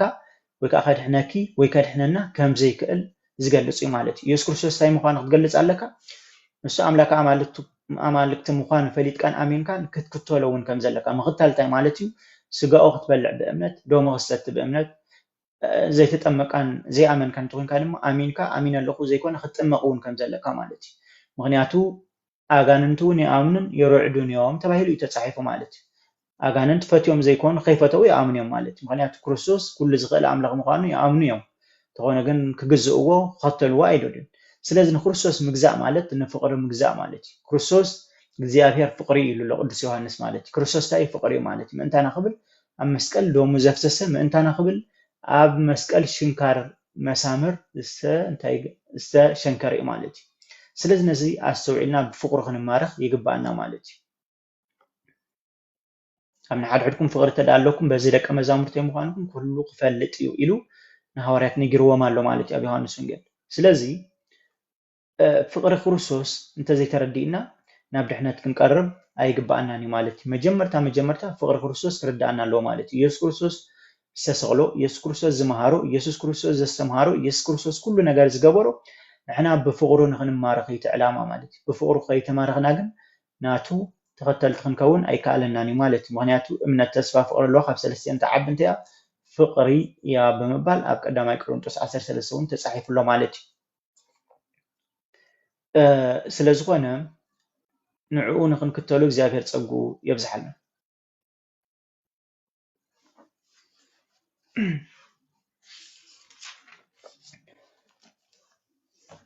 ብሓፈሻ ሕጂ ፍቅሩ እውን ክርዳእና እንተ ደኣ ኮይኑ ኣብ ፍቅሪ ክርስቶስ ክርዳእናን ዘይክርዳእናን መጀመርታ ንዕኡ ክንፈልጦ ይግባአና። ህዝበይ ሰኣን ፍልጠት ይጠፍእ ኣሎ ተባሂሉ ተፃሒፉ ኣሎ ማለት እዩ። ካልእ ከዓ እንታይ ተባሂሉ ተፃሒፉ ኣሎ?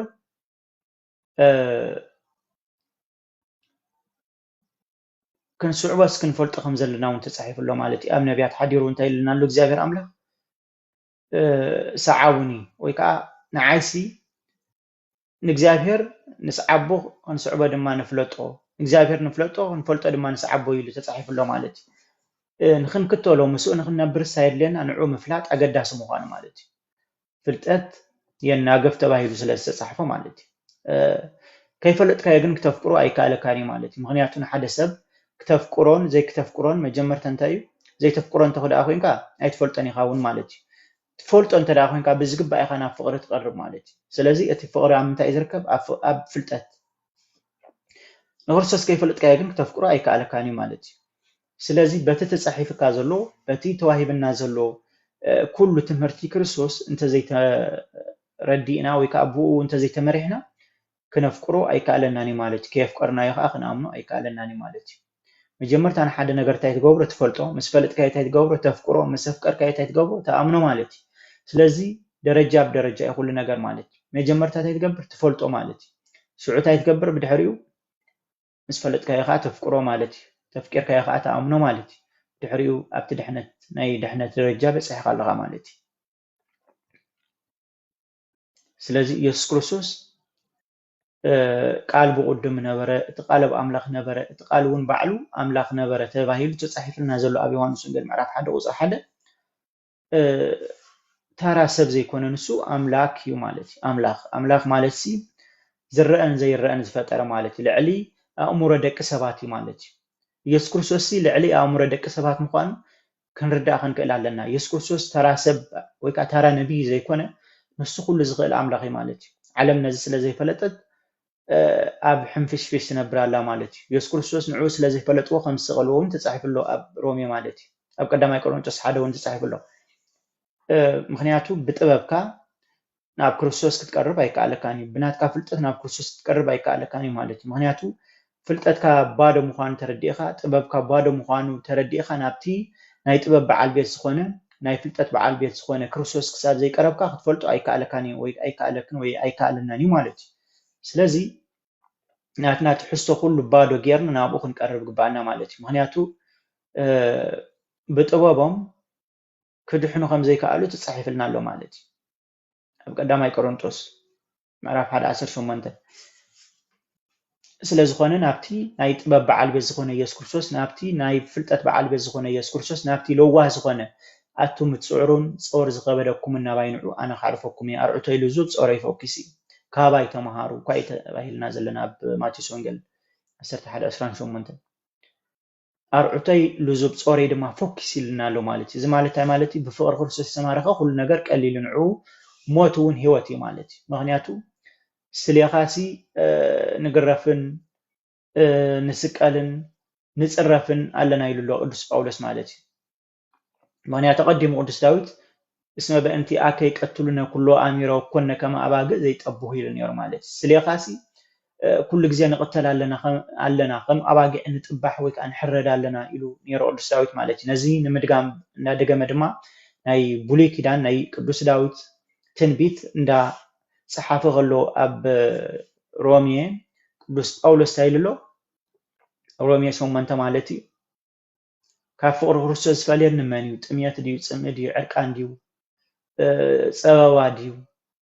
ጥምየት ድዩ ማለት ኩሉ እቲ ሽገር ዝበሃል ናይ ዓለም እዚ ካብ ፍቅሪ ክርስቶስ ክፈልዮ ከም ዘይክእል ንቅዱስ ጳውሎስ ብቃሉን ብኢዱ ዝጻሓፎን ይነግረና ማለት እዩ ካብ ፍቅሪ ክርስቶስ ዝፈልየን የለን ብምባል ክሳዕ ሞት ዝበጽሐ ቅዱስ ኣቦ እዩ ማለት እዩ ስለዚ ብፍቅሪ ክርስቶስ ዝተማረኸ ከም ዝነበረ ቅዱስ ጳውሎስ ማለት እዩ ካብ ፍቅሪ ክርስቶስ ዝፈልየን ወላ ሓደ የለን ናብ ዝብል ደረጃ ክንበጽሕ ይግባአና ማለት እዩ ፍቅሪ ክርስቶስ ዝማረኾ ሰብ ኣብ ፍቅሪ ክርስቶስ ዝተመርኮሰ ሰብ ሽግር ንዑ ሽግር ኣይኮነን ጸበባ ንዑ ጸበባ ኣይኮነን ጥምየት ንዑ ጥምየት ኣይኮነን ኩሉ ረሃዋ ይንዑ ማለት እዩ ምክንያቱ ክርስቶስ ኣብ ኩሉ ስለ ዘሎ ማለት እዩ ኣብ ጸበባ ኣሎ ኣብ ሓጎስ ኣሎ ክርስቶስ ምሳኻ ተዳሃልዩ እቲ ደቂ ሰባት ጸበባ ዝበሃል እቲ ደቂ ሰባት ሽግርን ዝተፈላለዩ ክፉእ ነገርን ዝበሃል ንዓኻ ሰላም እዩ ማለት እዩ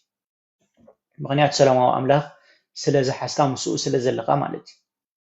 ዓለም እንዳተቃጸለት ንስኻ ዘይክትቃጸል ትኽእል ኢኻ ማለት እዩ ዓለም እንዳተሸገረት ንስኻ ዘይክትሽገር ትኽእል ኢኻ እቲ ሽግርን ዘይሽግርን ኣብ ምንታይ መምዘኒኡ ወይ ከዓ መዐቀኒ ኣብ ውሽጢ ልቢ ወዲ ሰብ እዩ ማለት እዩ ልብኻ ክርስቶስ ስለዘይሓዲርዎ ኩሉ ግዜ እንታይ ኢኻ ወላ እኳ ናይዚ ዓለም እዚ ኣሎ ዝተባሃለ ዝኾነ ነገር ኣሎ ዝተባሃለ ሃብቲ ድዩ ጽቡቕ ነገራት ድዩ እቲ ጽቡቕ ተባሂሉ ዝሕሰብናይ ዓለም እንተ ሓስካ ሰላም ዝበሃል የብልካን ማለት እዩ ባዶ እዩ ጥራሕኻ ውሽጥኻስ ባዶ እዩ ዘሎ ማለት እዩ ጥሩሕ እዩ ዘሎ ማለት እዩ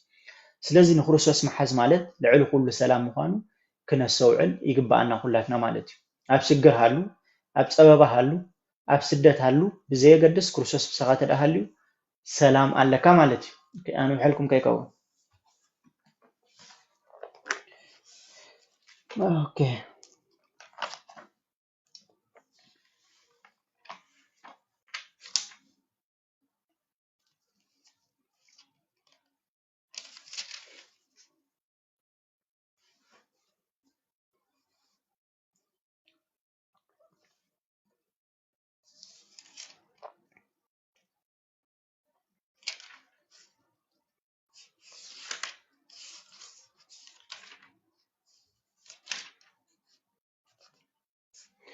ኣብ ዮሃንስ ወንጌል ታይብል ዮሃንስ ወንጌል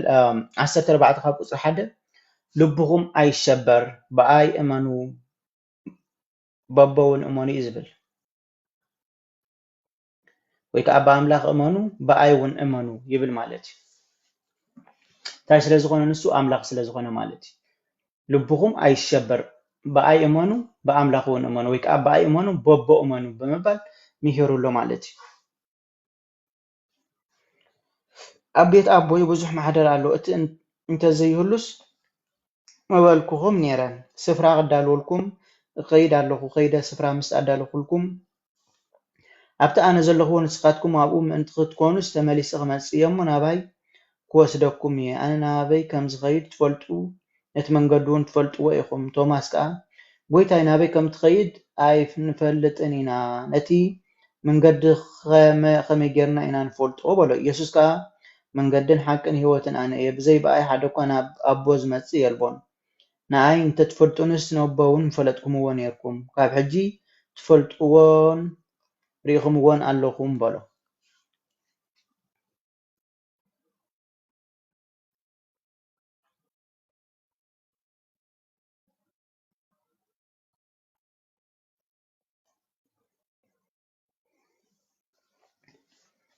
سامع لساني حكم ده سوري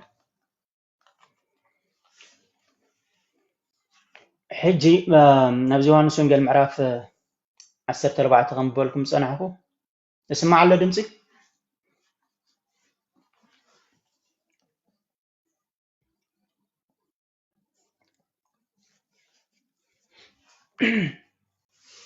اوكي ثانك يو بزعا مننت كروسوس يزارب زلو مالت توماس حتيت نيرو سغاسي نابي كم تقيدسي اين فلتني لو توماس كابتم 10 حدا هواريات ويك 10 هواريات حدا مالتي أيتردون نيرو مالتي بزعا مننت كروسوس أيتردون حتى حتيت نيرو مالتي توماس كعبويتا نابي كم تقيد اين فلتن إنا نتي من قد خم يجرنا إنا نفلت أولي يسكا من قد حقني هوتن أنا يبزي بقى حدا كنا أبوز متس يلوى حجس وسان مالتي يسوع كريستوس قدم بزحات حواتنا بروتستانت مس غزيا سلازغدو قدم تاي بلو نيرو نبي يبلو حد غزي مس غزيا سلازغدو حد غزي غا امالاد طرح يبلو حجي ويكا غويتا نورمال كمز غويتا ناي زمدرز تحتي ابو غيرم يحسبو نيرم حجي غا نورمال املاخ يلم تقبلومو ግን ከአማላዲ ብሎ تعرف مس غزي غيري مس غزي يم زغدو مالتي يسوع كريستوس ግን كمالن دوم نزلعلم زي لوط املاخي مالتي كل غزي انتايو كل غزي املاخي مالتي امالاده ወይ ነብይ ኮይኑ بزي املاخነት ኮይኑ ጥራሕ ዝነበሩ ግዜ ኣይነበረን ኣይክህሉን እውን ማለት ባህሪው እንታይ አምላክ ስለዝኾነ ስለዘይ ልወጥ ማለት እጂ ቶማስ ሓቲቱ ኣይተረዶን ነይሩ ብዛዕባ መንነት ክርስቶስ ማለት ከይድ እሞ ስፍራ ከዳልወልኩም አቤት አቦይ ምስበሎም ናበይ ከም ትኸይድሲ ኣይንፈልጥን ኢሉ ሓቲትዎ ማለት ሽዑ እንታይ ኢሉ ኣነሲ መንገድን ሓቅን ህይወትን ኢሉ ወይ ከዓ ቶማስ ከምኡ ነቶም ካልኦት ሐዋርያት ማለት ኣነ መንገድን ሓቅን ህይወትን እየ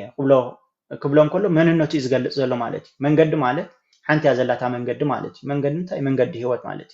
ህይወት ካ ሓንቲያ ማለት ናይ ኩሉ ፍጡር ወዲ ሰብ ማለት ኣብ ሰማይ ይሃሉ ኣብ ምድሪ ይሃሉ ኣብ ገነት ይሃሉ ኣብ ሲኦል ይሃሉ ህይወት ክረክብ እንተዳ ኮይኑ ብሓንቲ ህይወት እዩ ህይወት ክረክብ ዝኽእል ማለት እሱ ድማ ብክርስቶስ ማለት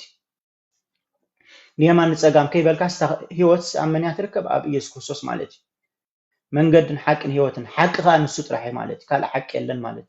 እጂ ኣቦ ልዕልዩ ሓቅ ኣለዎ ማለት ኣይኮነን ወይ ከዓ መንፈስ ቅዱስ ካብኡ ዝተፈልየ ሓቅ ኣለዎ ማለት ኣይኮነን ከም ገይሮም ፈላልዮም ዝርድኡ ሰባት ስለ ዘለዎ ማለት ወይ እውን እቲ ህይወት ዝበሃል ክርስቶስ ህይወት ይህበካ ኣቦ ኣይምልኮተን ማለት ኣይኮነን ወይ መንፈስ ቅዱስ ኣይምልኮተን ማለት ኣይኮነን ገለ ሰባት ኣይብሉ ታ ህይወት እንረኽባ ካብ መንፈስ ቅዱስ ዝመስሎም ካለው ማለት ካብ መንፈስ ቅዱስ ጥራሕ ማለት ከምኡ ኣይኮነን ኢየሱስ ክርስቶስ ንኣቦን ንመንፈስ ቅዱስን ብባህሪ እንታይ ሓደ ስለ ዝኾነ ምስኣቶም ካብኣቶም ኣይበልጽን ካብኣቶም ኣይነስን ማለት ህይወት ናይ መንያ ናይ ኣቦ ህይወት ናይ መንያ ናይ ወልድ ህይወት ናይ መንያ ናይ መንፈስ ቅዱስ ማለት ኢየሱስ ክርስቶስ ሕጂ ነዚ ኩሉ ዚ ወናኒ ማለት በቃ በዓል ስልጣን ማለት ልዕሊ ወላ ሓደ የለን ማለት ልዕሊ ክርስቶስ ንወዲ ሰብ ፍርድ ዝህቦ ወላ ሓደ የለን ኣብ ሰማይ ኮነ ኣብ ምድር ማለት እጂ ታይ ብሎም ኣሎ ንቶማስ ከረድእ ከሎ ንእግረ መንገዱን ኩላቶም ሐዋርያት ማለት መንገድን ሓቅን ህይወትን ኣነ ኢሎም ማለት ኦኬ بزي بقى حدا كان أبو زمت يلبون حجي بقى بسلطان يزارب زلو أكل تزارب سلزبولو ويك أبو سل كمزيل كتزارب اللي سلزبولو كمزي ننبيات كمزيل كم تزاربوا إلو منفس كل تزاربهم كم يكون نزارب زلو بسلطان يزارب زلو مالتي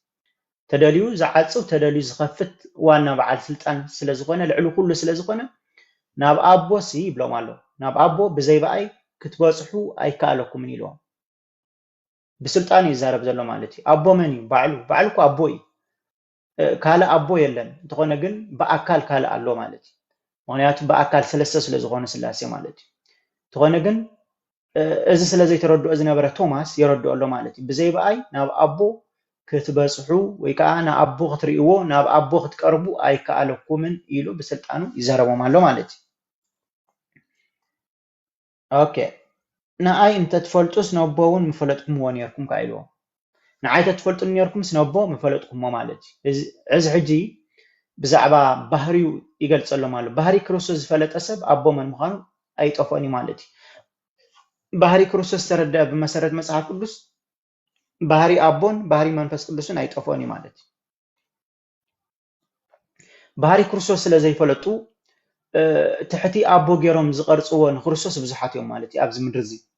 ባህሪ ክርስቶስ ስለ ዘይፈለጡ تحت منفس قدوس ويكا منفس قدوس تفلي أملاك منفس قدوس كال جيروم زردو بزحات يوم مالتي انت هنا جن بزي كروسوس نوبوخ فلت زقل ويكا زكالو ولا حد يلن نهاريات كي تعرف هاريات يكون النبيات بزي كروسوس نوبوخ فلتو ويكالو مني اب زماننا زنوبرو دحر هاريات زنوبرو ابوتات مالتي لك اونت يكون سماعتات يكون ጻድቃን ይሁኑ بزي ክርስቶስ ነው በፈልጥዎ በፍጹም አይካለውም ማለት ምክንያቱ እትስተገልጸ ኣብዚ ምድር ዘመን እዩ አቦ ይኮነን ተገሊጹ ኢየሱስ ክርስቶስ ተገሊጹ ማለት ኣብ ባሕሪ ዮርዳኖስ ዝተጠመቀ መን እዩ አቦ ይኮነን ተጠሚቁ ኢየሱስ ክርስቶስ እዚ ዛረበ ዘሎ ቶማስ ዝምልሰሉ ዘሎ ንሱ ኣብ ባሕሪ ዮርዳኖስ ብኢድ መን ተጠሚቁ ብኢድ ዮሐንስ ተጠሚቁ ማለት ስለዚ ዮሐንስ ንክርስቶስ ፈሊጥዎ እዩ ነቦኻ ግድን ይፈልጦ ማለት ንክርስቶስ ዘይፈልጥዎ ጻረፍዎ ዝነበሩ ነብይ ዝብልዎ ዝነበሩ በዓል ናዝሬት እንዳበሉ ዘቃልልዎ ዝነበሩ ነቦ ኣይፈልጥዎን እዮም ጠቕሊሎም ማለት ነቲ አምላክ ዝኾነ ኣይፈልጥዎን ያስተውዓልዎን መንፈስ ቅዱስ መን ምዃኑን ኣይፈልጥዎን ማለት ጎይታ ተቀበል ዝብሉ ኣብ ዘመናውን ሕጂ ገለ ሰባት ተረድኦም ኣለው ገለ ካኹም ኢሎም ዝነብሩ ዘለው እዚኦምን ኣይፈልጥዎን ማለት ጎይቶት ዝኾነ ኢየሱስ ክርስቶስ ንዑ ከይፈለጥካ ነቦ ኣይፍለጥኒ ማለት ንዑ ፈሊኻ ካብ አቦውን ኣይፍለጥኒ ማለት መንፈስ ቅዱስን ካለ አምላክ ማለት ኣይኮነን አምላክ ሓደ እዩ ማለት ክልተ ወይ ሰለስተ አምላክ የለን ኣብዚ ምድሪ ይኹን ኣብ ሰማይ ይኹን ማለት ንሰማይን ምድርን ዘጠቃልልስ ሓደ አምላክ እዩ ዘሎ ንሱ መን ኢየሱስ ክርስቶስ ማለት ሕጂ ኩላትና ክንፈልጦ ዘለና ብዘይ ኢየሱስ ክርስቶስ ካለ አምላክ የለን ማለት ይታምልክ ባዕድ አምላከ ዘእንበሌ ተባሂሉ ኣብ ዘጻአት ዝተዛረበ ብነብን ሙሴ ገይሩ ብዛዕባ ንሱ ይዛረብ ዘሎ ብዛዕባ ኢየሱስ ክርስቶስ ዘይተገልጸ ዝነበረ ኢየሱስ ክርስቶስ ኣብ ሓድሽ ኪዳን ዝተገልጸ ማለት እሱ መን ንሱ አምላክ እዩ ማለት ካለ አምላክ ግን የለን እንታይ ካለ አምላክ የለን ክብለኩም ከሎ ሰማይን ምድርን ዝፈጠረን ዓና ህይወት ክህበና ዝኽእል ናብ አቦ ከብሳሕና ዝኽእል ወል ሓደ አምላክ የለን አምላክ ሲ ሓደ እዩ አቦ እንታይ እንተዳ ተባሂሉ አምላክ መንፈስ ቅዱስ አምላክ ግን ሓደ አምላክ ማለት በአካል እዮም ሰለስተ ዝኾነ ዘሎ ማለት ሰለስተ አካል ሓደ አምላክ ሕጂ ኣብዚ ታይብሎም ኣሎ ብዘይ በአይ ሓደ እኳ ናብ አቦ ዝመጽእ የልቦን ንኣይ እንተ ትፈልጡንስ ነቦውን ፈለጥኩምዎ ነርኩም ካብ ሕጂ ትፈልጥዎን ርኢኹሞን ኣለኹም በሎ ፊልጶስ ከዓ ጎይታይ ነቦ ኣርኤና እሞ ይኣኽለና በሎ ኣብዚ ኸ ኣይተረድኦን ፀኒሐ ፊልጶስ ከዓ እንታይ ኢልዎ ሕጂ ኢየሱስ ክርስቶስ እንታይ ኢልዎም ካብ ሕጂ ትፈልጥዎን ርኢኹሞን ኣለኹም ካብ ሕጂ ትፈልጥዎን ርኢኹምዎን ኣለኹም ኢሉ ከብቅዕሲ ነቦ በል ኣርኤና ኢልዎ ፊልጶስ ከዓ ማለት ስለዚ ተረድኦ ዝነበረ ነቦስ ኣርኤና ከምዚ ኢየሱስ ክርስቶስ በአካል ምስኦም ዝነበረ ነቦ ስሕብ ኣቢሎም ጽስ እዚ አቦ ኢሉ ከርኦም ደልዩ ፊልጶስ ከምኡ ስለዝተመነየ መስለኒ ሓቲቱ ማለት ነቦ በል ኣርኤና ኢልዎ ፊልጶስ ከዓ ጎይታይ ነቦ ኣርኤና እሞ ይኣኽለና በሎ ነቦ ኣርኤና እሞ ይኣኽለና ሕጂሲ ብስጋ እዩ ዝሓስብ ዘሎ ጌና ፊልጶስ ሐዋርያ እኳ እዩ ጌና ግን ኣብ ትምህርቲ ስለ ዝነበረ ነቦ ኣርኤና እሞ በቃ ይኣኽለና ሕጂ ተረዲእና ኣሎ ዝዓይነቱ ማለት እዩ ነቲ አቦ ትብሎ ዘለካ ጥራሕ ኣርኤና ንስኻ ፈሊጥናካ ኣለና እዩ ዝብሎ ዘሎ በቲ ናቱ መደምደምታ ማለት እዩ ግን ገና ኣይፈለጠን ኣሎ ታሰዓት ያ ማለት እዩ መን ፊልጶስ ሐዋርያ ማለት እዩ ሕጂ እንታይ ኢሉ ክምልሰሉ እዩ ኢየሱስ በሎ ፊልጶስ እዚ ክንደዚ ዝኣክል ዘመን ምሳኻትኩም ክነብር ከለኹስ ኣይትፈልጠን እንዲኻ እቲ ንዓይ ዝረኣየ ነቦ ረኣዮ ከመይ ኢልካ ኸ ነቦ ኣርኤና ትብል ኣለኻ ኢሉ ማለት እዩ ዝገርም ክንደይ ዓመታት ክንደይ ዋርሕ ምስኡ ተመላሊሱ ኣይተረድኦን ነይሩ ማለት እዩ መን ፊልጶስ ሐዋርያ ብዛዕባ ኣቦ ክምልሰሉ ከሎ ንቶማስ ኢየሱስ ክርስቶስ ምልስ ኣቢሉ ፊልጶስ ሐዋርያ ድማ በቃ ሕጂ ኣኽለና ትብሎ ዘለኻ ነቦ ጥራሕ ኣርኤና ኢልዎ ማለት እዩ ኢየሱስ ክርስቶስ ድማ ፊልጶስ እዚ ኩሉ ክንደይ ግዜ ምሄረ ምሳይ ተመላሊስካስ ገና ኣይተረዳእካን ኣሎ ኢሉ ዝሓቶ ዘሎ ማለት እዩ ምክንያቱ ክርድኦስ ይግባእ ነይሩ ማለት እዩ ብዙሕ ግዜ ምሄርዎም ንሐዋርያት ብፍላይ ማለት እዩ ብዛዕባ መን ምሄርዎም ብዛዕባ መንነቱን ብዛዕባ መንነት ኣቦን ብዛዕባ መንነት መንፈስ ቅዱስን ማለት እዩ ግን ኣይተረድኦን ፀኒሑ ኣጋጣሚ ፊልጶስ ሐዋርያ ማለት እዩ ሽዑ ኣነ ኣብ ኣቦ ከም ዘለኹ ኣቦውን ኣባይ ከም ዘሎ ዶ ኣይተኣምንን ኢኻ እቲ ኣባይ ዘሎ ኣቦ ባዕሉ እዩ ግብርታቱ ዝገብር ዘሎ እምበር እዚ ንኣኻትኩም ዝነግረኩም ዘለኹ ዘረባስ ካብ ርእሰይ ኣይኮንኩም ዝዛረቦ ዘለኹ ኣነ ኣብ ኣቦ ምህላወይ ኣቦውን ኣባይ ምህላው እመኑኒ እንተዘይኮነ ስለቲ ግብርታት እኳ እመኑኒ ኢሉ ይረድኦም ኣሎ ማለት እዩ ሕጂ ኣብዚ ባህርያት ናይ ኣቦን ናይ ወልድን ኣነ ብኣቦ ምህላወይ ኣቦውን ኣባይ ምህላውስ እመኑ ሕጂ ኣብዚ ሕጂ ዘረድኦም ዘሎ ኢየሱስ ክርስቶስን ወይ ከዓ እቲ ዝዛረብ ዝነበረ ብኣካላዊ ወልድ ማለት እዩ ምስ ኣቦ ብባህሪ ወላ ሓደ ፍልልይ ከም ዘይብሎም ንሱ ክዛረብ ከሎ ብኣካል ምስኣቶም ክዛረብ ከሎ ፍቃድ ናይ ኣቦኡ ይፍፅም ከም ዘሎ ማለት እዩ ፍቃድ ናይ ኣቦኡ ክፍፅም ከሎ ድማ ኣቦኡ ኣዚዝዎ ልዕሊኡ ስለዝኾነ ከም ዝግበር ስለዝበሎ ዘይኮነ ሓደ ስለዝኾኑ ብስልጣን ማለት እዩ ንሱ ዝፈቀዶ ናተይ እውን ፍቃደ እዩ ስለዚ የተግብር ኣለኹ ኩሉ ግብርታት ናይ ኣቦ ናተይ እዩ ናተይ ግብርታት ድማ ናት እዩ ኣነ ብኡ ህልው ንሱ እውን ኣባይ ህልው እዩ እዚ ማለት እንታይ ማለት እዩ ኣነ ኣብዚ ተዳሃልየ ንሱ እውን ኣብዚ ኣሎ ኣነ ከምዚ እዚ ተዳሃልየ ንሱ እውን ይእዝዝ ኣሎ ኢሉ ሓድነቱ እዩ ዝገልፀሉ ወይ ከዓ ዝገልፀሎም ዘሎ ንበዓል ፊልጶስ ሐዋርያ ማለት እዩ ስለዚ ስለቲ ግብርታተይ እውን እመኑን እንዳበል ነጊርዎም ኣነ ብኣቦ እኸይድ ኣለኹ እሞ እቲ ብኣይ ዝኣምን ነዚ ኣነ ዝገብሮ ዘለኹ ግብርታት ከም ዝገብር ካብኡ ዝዓቢ እውን ከም ዝገብር ብሓቂ ብለኩም ኣለኹ እዩ ሕጂ ኣብዚ ነጥቢ ክንሕዞ ዘለና ኢየሱስ ክርስቶስ እዚ ኣነ ኣብዚ ምድሪ እዚ ዝገብሮ ዘለኹ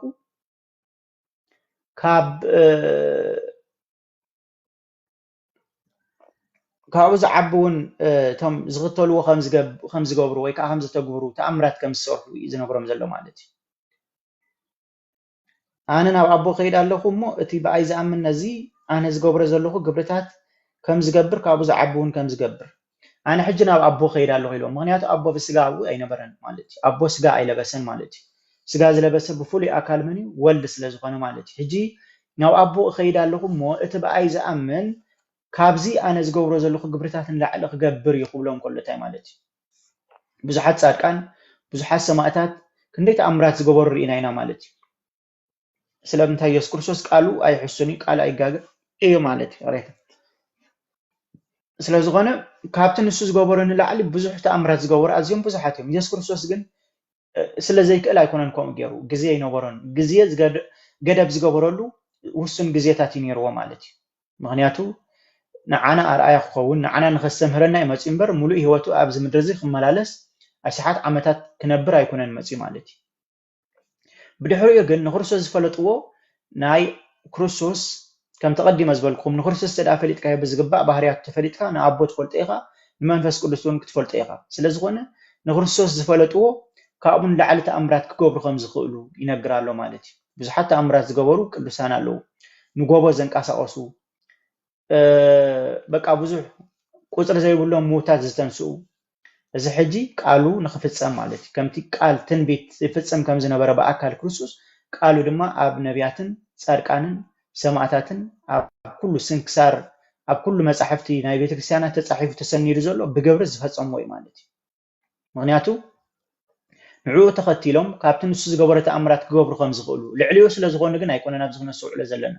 ንሱ ቃሉ ዝተዛረቡ ክፍፀም ስለ ዘለዎ ሓደ ካልኣይ ድማ ሽዑ ንሱ ኩሉ ክገብሮ ግዜ ይነበሮን ግዜ ገደብ ገይሩ ይመጽ ማለት እዩ ክንደይ ክጸንሕ ከም ዘለዎ ተኸገብር ከም ዘለዎ ሓጺር ናይ ግዜ ገደብ ስለ ዝነበሮ ባዕሉ ዝወሰኖ ማለት እዩ ከምኡ ስለ ዝመፀ ንዓና ኣርኣያ ኮይኑ ከስተምህረና ጥራሕ ስለ ዝመፀ ንሱ ከምኡ ገይሩ ከይድ ከሎ ብዙሓት ንዕኡ ኣሚኖም ንሱ መን ምዃኑ ዝረድኡ ግን ካብቲ ንሱ ዝገበሮን ላዕሊ ተኣምራት ከም ዝገብሩ ንመጻኢ ይዛረቦም ኣሎ ማለት እዩ ብሓቂ ብሓቂ ብለኩም ኣለኹ ኢልዎም ኣቦ ኣብ ወዲ ምእንቲ ክኸብርሲ ብስመይ ዝለመንኩምዎ ዘበለ ኩሉ ክገብረልኩም እየ እጂ እንታይ ብሎ ኣቦ ኣብ ወዲ ምእንቲ ክኸብርሲ ብስመይ ዝለመንኩምዎ ዘበለ ኩሉ ክገብረልኩም እየ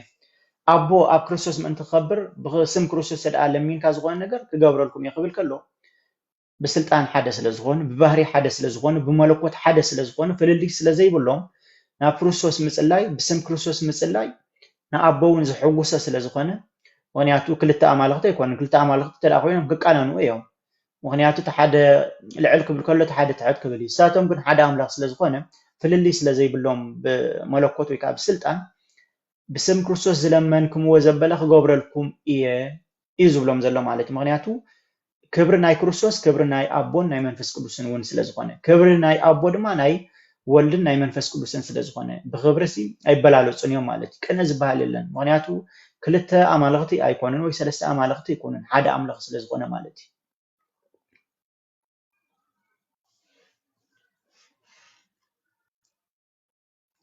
ብስመይ ገለ እንተለመንኩም ገብረልኩም እየ ክተፍቅሩን እንተኮይንኩምስ ትእዛዛተይ ሓልው ኣነ ከዓ ነቦ ክለምኖ እየ ንሱ ድማ ንዘለኣለም ንስኻትኩም ዝነብር ካልእ መፀናንዒ ክህበኩም እዩ ነቦ ክልምነልኩም እየ ንሱ ድማ ካልእ መፀናንዒ ክህበኩም እየ ዝብሎም ዘሎ ብዛዕባ መንፈስ ቅዱስ ከዓ ይዛረብ ኣሎ ብዚ ማለት እዩ እጂ ኢየሱስ ክርስቶስ መፀናንዒ ክህብ ስለ ዘይክእል ኣይኮነን ገና የፀናንዖም እኳ እዩ ዘሎ ስዑ እውን ምክንያቱ እቲ ቃል ክርስቶስ ቃል መን እዩ ቃል ኣቦን ወልድን መንፈስ ቅዱስን ስለ ዝኾነ ማለት እዩ ከምኡ ኢሉ ዝዛረብ ዘሎ ኣብቲ ዘረባት ሕብረት ዝነበሮ መን እዩ ነቢያት ኣይኮኑ ጻድቃን ኣይኮኑ ሰማዕታት ኣይኮኑ ሕብረት ምስኡ ዝነበሮ መን እዩ ኣቦን መንፈስ ቅዱስን ሕብረት ነይርዎም ማለት ከምኡ ኢሉ ክምዕዶም ክዛረቦም ከለና ሃዋርያት ካብኡ ኣይተፈልዩን ካብቲ ዘረባቲ ኣይተፈልዩን መንፈስ ቅዱስን ኣቦን ማለት እዩ እንደገና ግን እንታይ ይብሎም ኣሎ ነቦ ክልሙነ እየ ስልዮኻትኩም ተኾነ ግን ኣቦኻ ካልእ መፀናንዒ ክሰደልኩም እዩ ክብሎም ከሎ ካልእ ራብዓይ ኣካል ዘይኮነ ብዛዕባ መንፈስ ቅዱስ ይዛረብ ኣሎ ማለት እዩ መንፈስ ቅዱስ ክሰደሎም ምዃኑ ማለት እዩ መንፈስ ቅዱስ ከዓ ናቱ ስራሕ ኣለዎ ማለት እዩ በኣካል ሰለስተ ስለ ዝኾኑ ብግብሪ እውን ሰለስተ ስለ ዝኾኑ ብስም እውን ሰለስተ ስለ ዝኾኑ መንፈስ ቅዱስ ወልዲ ከም ዘይኮነ ወልዲ መንፈስ ቅዱስ ከም ዘይኮነ ኣቦ ወልዲ ከም ዘይኮነ ወልዲ እውን ኣቦ ከም ዘይኮነ ወይ ከዓ ኣቦ መንፈስ ቅዱስ ከም ዘይኮነ መንፈስ ቅዱስ ኣቦ ከም ዘይኮነ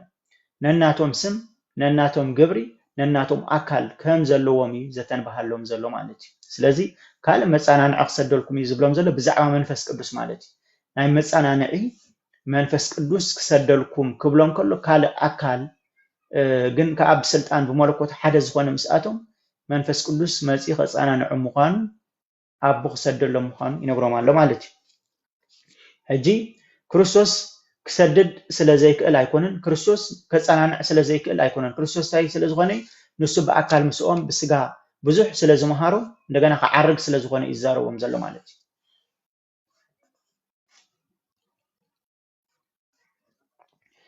ነቲ መንፈስ ሓቂ ሕጂ እንታይ ነቲ ኣነ ከዓ ኣቦ ክለምኖ እየ ንሱ ድማ ንዘለኣለም ንስኻትኩም ዝነብር ካልእ መፀናንዒ ክህበኩም እዩ ነቲ መንፈስ ሓቂ ዓለም ዘይትርእዮ ዘይትፈልጦን ስለ ዝኾነት ክትቅበሎ ኣይኮነላን እዩ ንስኻትኩም ግና ምስኻትኩም ይሓድር ኣባኻትኩም እውን ክነብር እዩ እሞ ትፈልጥዎ ኢኹም ሕጂ ዓለም ከም ዘይትቅበሎ ንመንፈስ ቅዱስ ከዓ ይዛረብ ኣሎ ብዚ ማለት እዩ ፅንሑ መዓንሳብ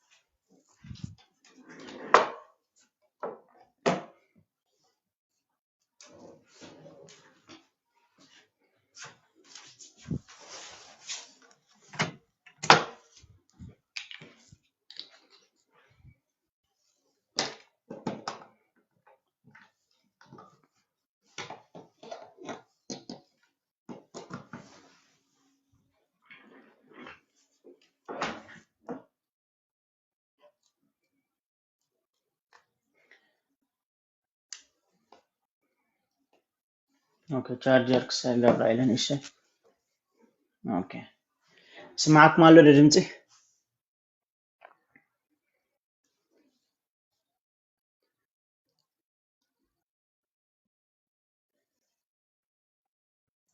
انساب تشارجي استاجرات انه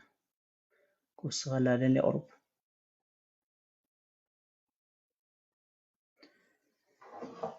اوكي قصل هو تي مستير ابزن دي زلو ابتي قلصلكم ዝጸናሕኩ ብዛዕባ ምስጢረ ስላሴ እንዲ ኣብ መጽሓፍ ቅዱስ ተጻሒፉ ዘሎ ግን ዓለም ዘይፈለጠቶ ምክንያቱ መጽሓፍ ቅዱስ ባዕሉ ዝብል ከም ዝብለና ዘሎ ማለት እዩ ሕጂ ነቲ መንፈስ ሓቂ ዓለም ዘይትሪኦን ዘይትፈልጦን ስለ ዝኾነት ክትቅበሎ ኣይኮነላን እዩ ንስኻትኩም ግን ምሳኻትኩም ይሓድር ኣባኻትኩም እውን ክነብር እዩ እሞ ትፈልጥዎ ኢኹም ብዛዕባ መንፈስ ቅዱስ ዓለም ከም ዘይትፈልጦ ወይ ከዓ ብዛዕባ ኣቦ ዓለም ከም ዘይትፈልጦ ይዛረብ ዘሎ ማለት እዩ ምክንያቱ ዓለም ነቲ ብዓይንኻ ዝርአ ብእዝንኻ ዝስማዕ ወይ ከዓ ብኢድካ ዝድህሰስ እያ ትፈልጥ ማለት እዩ ብዓይንኻ ዘይርአ ብኢድካ ዘይድህሰስ ዓለም ክትፈልጦ ስለ ዘይከኣላ ዓቕሚ ስለ ዘይብላ ዓለም ክትፈልጦ ኣይከኣላን ይብሎም ኣሎ ማለት እዩ ሕጂ ኣነ እዚ ከተማት ኮይንኩም ክሓድገኩም ኣይክሓድገኩም እየ ናባኻትኩም ክመፅእ እየ ቁሩብ ግዜ ዓለም ደጊም ኣይክትሪአንን እያ ንስኻትኩም ግና ትርእዩኒ ኢኹም ኣነ ህያው እየ እሞ ንስኻትኩም እውን ህያዋን ክትኮኑ ኢኹም ኣብዚ ሕጂ ነጥቢ ክንሕዞ ዘለና ንሱ ካብኣቶም ክፍለ ምዃኑ ትኾነ ግን ንሱ ህያው ኮይኑ ከም ዝነብር ንዕኡ ዝኣምን ድማ ኩሉ ህያዋን ከም ዝኾኑ ወይ ከዓ ህያዋን ከም ዝኾኑ ሃዋርያት ትነግሮም ኣሎ ማለት እዩ ምክንያቱ ንህያው ዝኾነ ኣምላኽ ዝኽተል ህያው ኮይኑ እዩ ዝነብር እዚ ማለት እንታይ ማለት እዩ ኣይሞቱን እዮም ማለት እዩ ሞት የለን ኣብ ጻድቃን ሞት የለን ኣብ ሃዋርያት ሞት የለን ኣብ ሰማዕታት ሞት የለን ኣብቶም ኣመንቲ ክርስቶስ ማለት እዩ ሕጂ ጻድቃን ወይ ሰማዕታት በኣጸደ ነፍሲ የማሉ ድዮም ይረድኡና እዮም ይሰምዑና እዮም እንብሎም እዚ ቃል ክርስቶስ እዩ ማለት እዩ ክርስቶስ ተዛረበ ቃል እዩ ማለት እዩ ኣብዚ ሕጂ እንታይ እዩ ዝብሎም ዘሎ ኣነ ህያው እየ እሞ ንስኻትኩም እውን ህያዋን ክትኮኑ ኢኹም ኣነ ህያው እየ እዩ ዝብሎም ዘሎ ማለት እዩ ንዓቶም ከ ንስኻትኩም እውን ህያዋን ክትኮኑ ኢኹም መዓስም ህያዋን ዝኾኑ ሽዑ ብኣካል ብስጋ ህያዋን ነይሮም ብመንፈስ ህያዋን ነይሮም ትኾነ ግን ብስጋ ምስ ሞቱ እውን ህያዋን ክኾኑ ከም ዘለዎም እዩ ዝዛረቦም ዘሎ ማለት እዩ ጻድቃን እንተደኣ ሞይቶም ብስጋ ማለት እዩ ወይ ሃዋርያት እንተደኣ ሞይቶም ከም ዘይተርፉ ህያዋን ከም ዝኾኑ ክርስቶስ ሕጂ ይሰምዓና ኣሎ ጻድቃን እውን ይሰምዑን ይርእዩን ይፈልጡን እዮም ማለት እዩ ምክንያቱ እዚ ቃል ክርስቶስ እዩ ቃሉ ስለ ዘይዕፀፍ ቃሉ ስለ ዘይሕሱ ቃሉ ስለ ዘይጋገ ማለት እዩ ኣነ ህያው ንስኻትኩም እውን ህያዋን ክትኮኑ ኢኹም ምክንያቱ ኣብዚ ምድሪ እዚ መፂኡ ኣነ ውእቱ ብርሃኑ ለዓለም ኣነ ብርሃን ዓለም እየ ኢሉ ንስኻትኩም ድማ ብርሃን ዓለም ኢኹም ኢሎም ነይሩ ማለት እዩ ንሃዋርያት ሕጂ ብርሃን ኮይኑ ናብዚ ዓለም እዚ ከም ዝመፀ ሃዋርያት ድማ ብርሃን ኮይኖም ክሳብ ጫፍ ዓለም ሰቢኾምን ኣስተምሂሮምን ክሳብ ሕጂ ድማ ዓለም ብኦም ትመሓደር ኣላ ማለት እዩ መጽሓፍ ቅዱስ ዝሓዘ ኩሉ ንሃዋርያት ከይጠቐሰ ንሃዋርያት ከይገለጸ ኣይሓልፍን እዩ ማለት እዩ ምክንያቱ ደቂ ሰባት ብርሃን ክኾኑ ዝኽእሉ እሳቶም ስለ ዝኾኑ ብርሃን ክኾኑ ድማ ስልጣን ዝሃቦም ባዕሉ ክርስቶስ ስለ ዝኾነ ማለት እዩ ምስ ሞቱ ብስጋ ድማ ህያዋን ኮይኖም ከም ዝነብሩ ዝገልጸሎም ዘሎ ወይ ከዓ ዘስተምሃረና ባዕሉ ኢየሱስ ክርስቶስ እዩ ማለት እዩ በዓል ቤት ናይዚ መጽሓፍ ቅዱስ ኢየሱስ ክርስቶስ ስለ ዝኾነ ኣነ ህያው እየ እስኻትኩም ድማ ህያዋን ክትኮኑ ኢኹም ስለ ዝበሎም ናይ ጻድቃን ስም ፀዊዕና ናይ ሰማዕታት ስም ፀዊዕና ኩሉ ግዜ እንዝክሮ በዚ ቃል እዚ ማለት እዩ ምክንያቱ ንዕኡ ዝኽተል ኩሉ ህያው ስለ ዝኾነ ማለት እዩ ህያው ማለት ድማ ዘይመውት ዝሰምዕ ዝርኢ ኩሉ ነገር ዝፈልጥ ማለት እዩ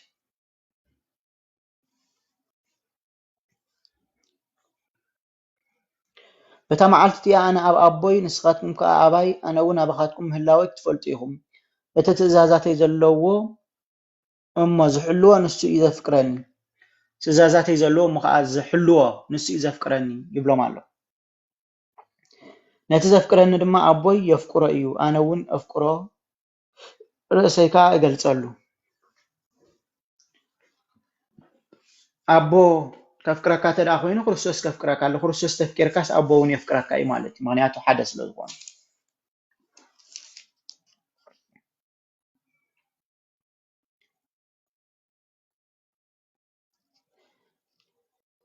أوكي نتزفكرني دما أبوي يفكر إيو أنا ون أفكره رأسيكا أقلتسلو زي أسكرة تاوي هدا دما قويتاي ترأسخا نعالم زي كوننا أنا تقلتسلو سنتا إيو بلو يسكا زفكرن انتولغ علي يحلو يو أبوي دما يفكرو نابايون نابون يمس أبوخا محدر كنقبر إنا تزفكرن نقنا نقالي أيحلوان إيو محدر كنقبر إنا زبر زلو مسمن يزارب زلو سالستنو تزارب علو مالتي محدر كقبرية زي كونا سنقبر إنا من قصة سميات زدالو نايزال عالم هيوت زدالو أبن ولد منفس قدسن يوم مالتي ምክንያቱ ስልጣኖም ሓንቲ ስለ ዝኾነት ማሕደር ክንገብር ኢና ነቶም ክጸድቁ ዝግብኦም መንበሪ ወይ ከዓ ስፍራ ዘዳሉ መን እዮም ኣቦን ወልድን መንፈስ ቅዱስን ማለት እዩ ስለ ዝኾነ ማሕደር ክንገብር ኢና ዝብሎም ዘሎ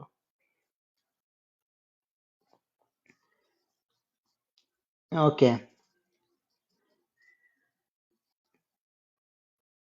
እቲ ዘየፍቅረን ግና ንቃለይ ኣይሕልዎን እዩ እዚ ትሰምዕዎ ዘለኹም ቃል ከዓ ናይቲ ዝለኣኸና ኣቦ እዩ እምበር ናቲ ኣይኮነን ኢሉ መለሰሉ ንስኻትኩም ከለኹ እዚ ሪኢኹም እቲ ኣቦይ ብስመይ ዝሰዶ መጻንዒ መንፈስ ቅዱስ ንሱ ኩሉ ክመህረኩም ዝነገረኩም ዘበለውን ከዘክረኩም እዩ ዝነገርኩም ዘበለውን ከዘክረኩም እዩ ዕጅረ እዩ መንፈስ ቅዱስ መጺሲ ኩሉ ክምህሮም ምዃኑ ማለት እዩ እንታይ ክምህሮም እቲ ኣቀዲሙ ኢየሱስ ክርስቶስ ዝመሃሮም ከዘክሮም ምዃኑ ሓደ ብሓደ እንታይ ኢልኩም ዝመሃሮም ምክንያቱም ኣብ መንጎኦም ወላ ሓደ ፍልልይ ስለ ዘየለ ማለት እዩ ኢየሱስ ክርስቶስ ኣቀዲሙ ብስጋ ክመላለስ ከሎ ዝመሃሮም ንሐዋርያት መንፈስ ቅዱስ እውን መሊሱ ንዕኡ ከም ዝመሃሮም ማለት እዩ ምክንያቱም ናይ ክርስቶስ ትምህርትን ናይ መንፈስ ቅዱስ ትምህርትን ሓደ ስለ ዝኾነ ማለት እዩ ፍልልይ ስለ ዘይብሉ ማለት እዩ ከዘክረኩም እዩ ተኣነ ዝነገርኩም ኩሉ ከዘክረኩም እዩ ዝብሎም ዘሎ ማለት እዩ ዝሕጂ ኣካላዊ ዝኾነ ክርስቶስ ብዛዕባ ኣካላዊ ዝኾነ መንፈስ ቅዱስ እዩ ዝገልጸሎም ዘሎ ማለት እንታይ ከም ዝገብሮም እንታይ ከም ዝምህሮም ይነግሮም ኣሎ ማለት እዩ ሰላም ኣሓድገልኩም ሰላም ይህበኩም ኣለኹ እቲ ኣነ ዝህበኩም ዘለኹስ ከምቲ ዓለም ትህበኩም ኣይኮነን ልብኹም ኣይሸበር ኣይሰንብድ ኣነ እኸይድ ናባኻትኩም እውን ከም እምለስ እየ ከም ዝበልኩኹም ሰሚዕኹም ኣለኹም ካባይ ኣቦይ ዓቢ እዩ እሞ ተፍቅሩን ትኾኑስ ናብ ኣቦይ ምኻደይ ምተሓጎስኩም ነርኩም ሕጂ ድማ ምስ ኮነ ምእንቲ ክትኣምኑስ ከይኮነ ነጊረኩም ኣለኹ ገዛይ እዛ ዓለም እዚኣ ይመጽእ ኣሎሞ ኣባይ እንተ ሓንቲ እኳ የብሉን ደጊም ምሳኻትኩም ብዙሕ ኣይዛረብን እየ ግናኸ ኣነ ነቦ ከም ዘፍቅሮን ከምቲ ኣቦ ዝኣዘዘኒ እውን ከም ዝገብርን ዓለም ምእንቲ ክትፈልጥሲ ከምዚ ይኸውን ኣሎ ተንስኡ ካብዚ ንኺድ ከም ዝበሎም ማለት እዩ ሓፊሻ ሕጂ ኣብዚ ኣነ ኸይድ ኣለኹ ኢሎም ካባይ ኣቦይ ዓቢ እዩ እሞ ተፍቅሩን ትኾኑስ ናብ ኣቦይ ምኻደይ ምተሓጎስኩም ነርኩም ኢልዎም ኣሎ ማለት እዩ ኣብዚ ሕጂ ኢየሱስ ክርስቶስ ስጋ ዝለበሰ ኣብዚ ምድሪ እዚ ዝተመላለሰ ኣቦ ስጋ ኣይለበሰን ማለት እዩ ብፍሉይ ኣካል ኣቦ ማለት እዩ እግዚአብሔር ኣቦ እግዚአብሔር መንፈስ ቅዱስ ግን ስጋ ለቢሱ እንታይ ይገብር ጸሚኡ ደኺሙ ሓሚሙ ሞይቱ ተቀቢሩ ማለት እዩ እግዚአብሔር ኣቦ ግን እዚ ኩሉ ኣብኡ ኣይበጽሕን ማለት እዩ ብፍሉይ ኣካሉ ኣይሞተን ኣይተቀብረን ኣይጸመን ኣይደኸመን ማለት እዩ ብስጋ ማለት ስጋ ይለበሰን በሓጺሩ ስለዚ እዚ ንኽገልጽ ወይ ከዓ ክርስቶስ ነቲ ድኹም ባህሪ ዝኾነ ስጋ ኣዳም ወይ ከዓ ስጋ ደቂ ሰባት ተዋሂዱ ምስ መለኮቱ ሓደ ብምግባር ኣብዚ ምድሪ እዚ ጸሚኡን ደኺሙን ተመላሊሱን ብፍሉይ ኣካሉ ማለት እዩ እዚ ሕጂ መንፈስ ቅዱስ ከምኡ ይገበረን ኣቦ ከምኡ ይገበረን ማለት እዩ ነዚ ንክገልፀሎም እዩ ማለት እዩ ስጋ ከም ዘይለበሱ እሳቶም ወይ ከዓ ኣቦ ስጋ ከም ዘይለበሰ ብሓፂሩ ኣብ ካልእ ግን ኣነን ኣቦን ማዕረ ኢና ኢልዎም ኣሎ ዮሃንስ 10:30 ማለት እዩ ስለዚ ብዛዕባ ሓድነት ኣቦን ወልድን መንፈስ ቅዱስን ፍጹም ሓደ ኣምላኽ ምዃኖም ብምግላፅ ኣስፊሑ ምሂርዎም ዘለና ሃዋርያት ማለት እዩ ቅድሚ ምዕራቡ ዝተዛሪቦ እዚ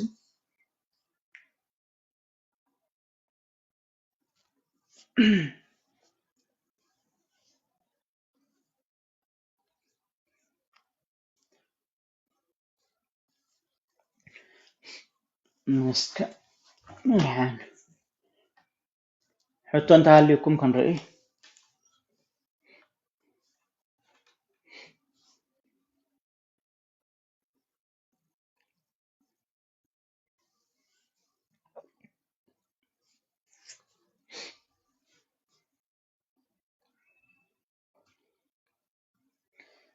حتى انت عليكم تحت تقول لكم كاين وعنا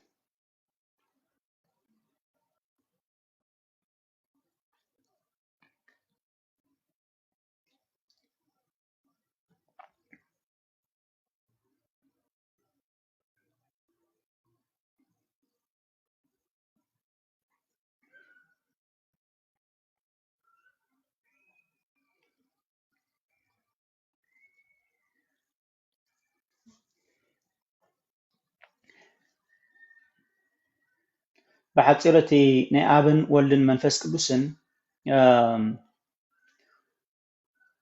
كمي عينت حبرت اللهم مخبرها لكم يفتينا بسم بجبري بأكل سلسة غمز قونو أبز مسحف قدس كان زنبب كلكم مالتي ببهاري بسلطان بفقار بمولكوت لما حدا مقانو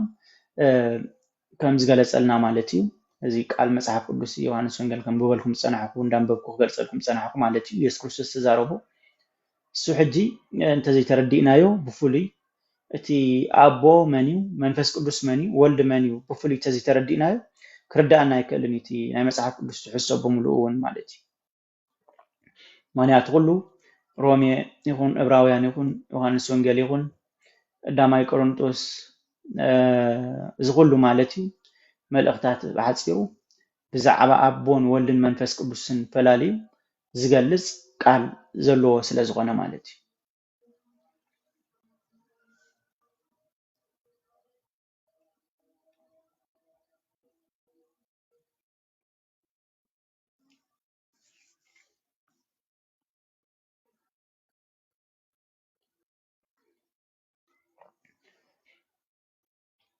حتى يقولكم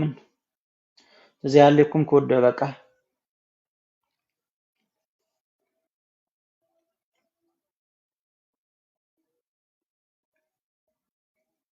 ثانك يو اتم تاب تاب تقولوا تصنعهم كلهم ثانك سو ماتش مالتي نقول لهم كمسنكم دالي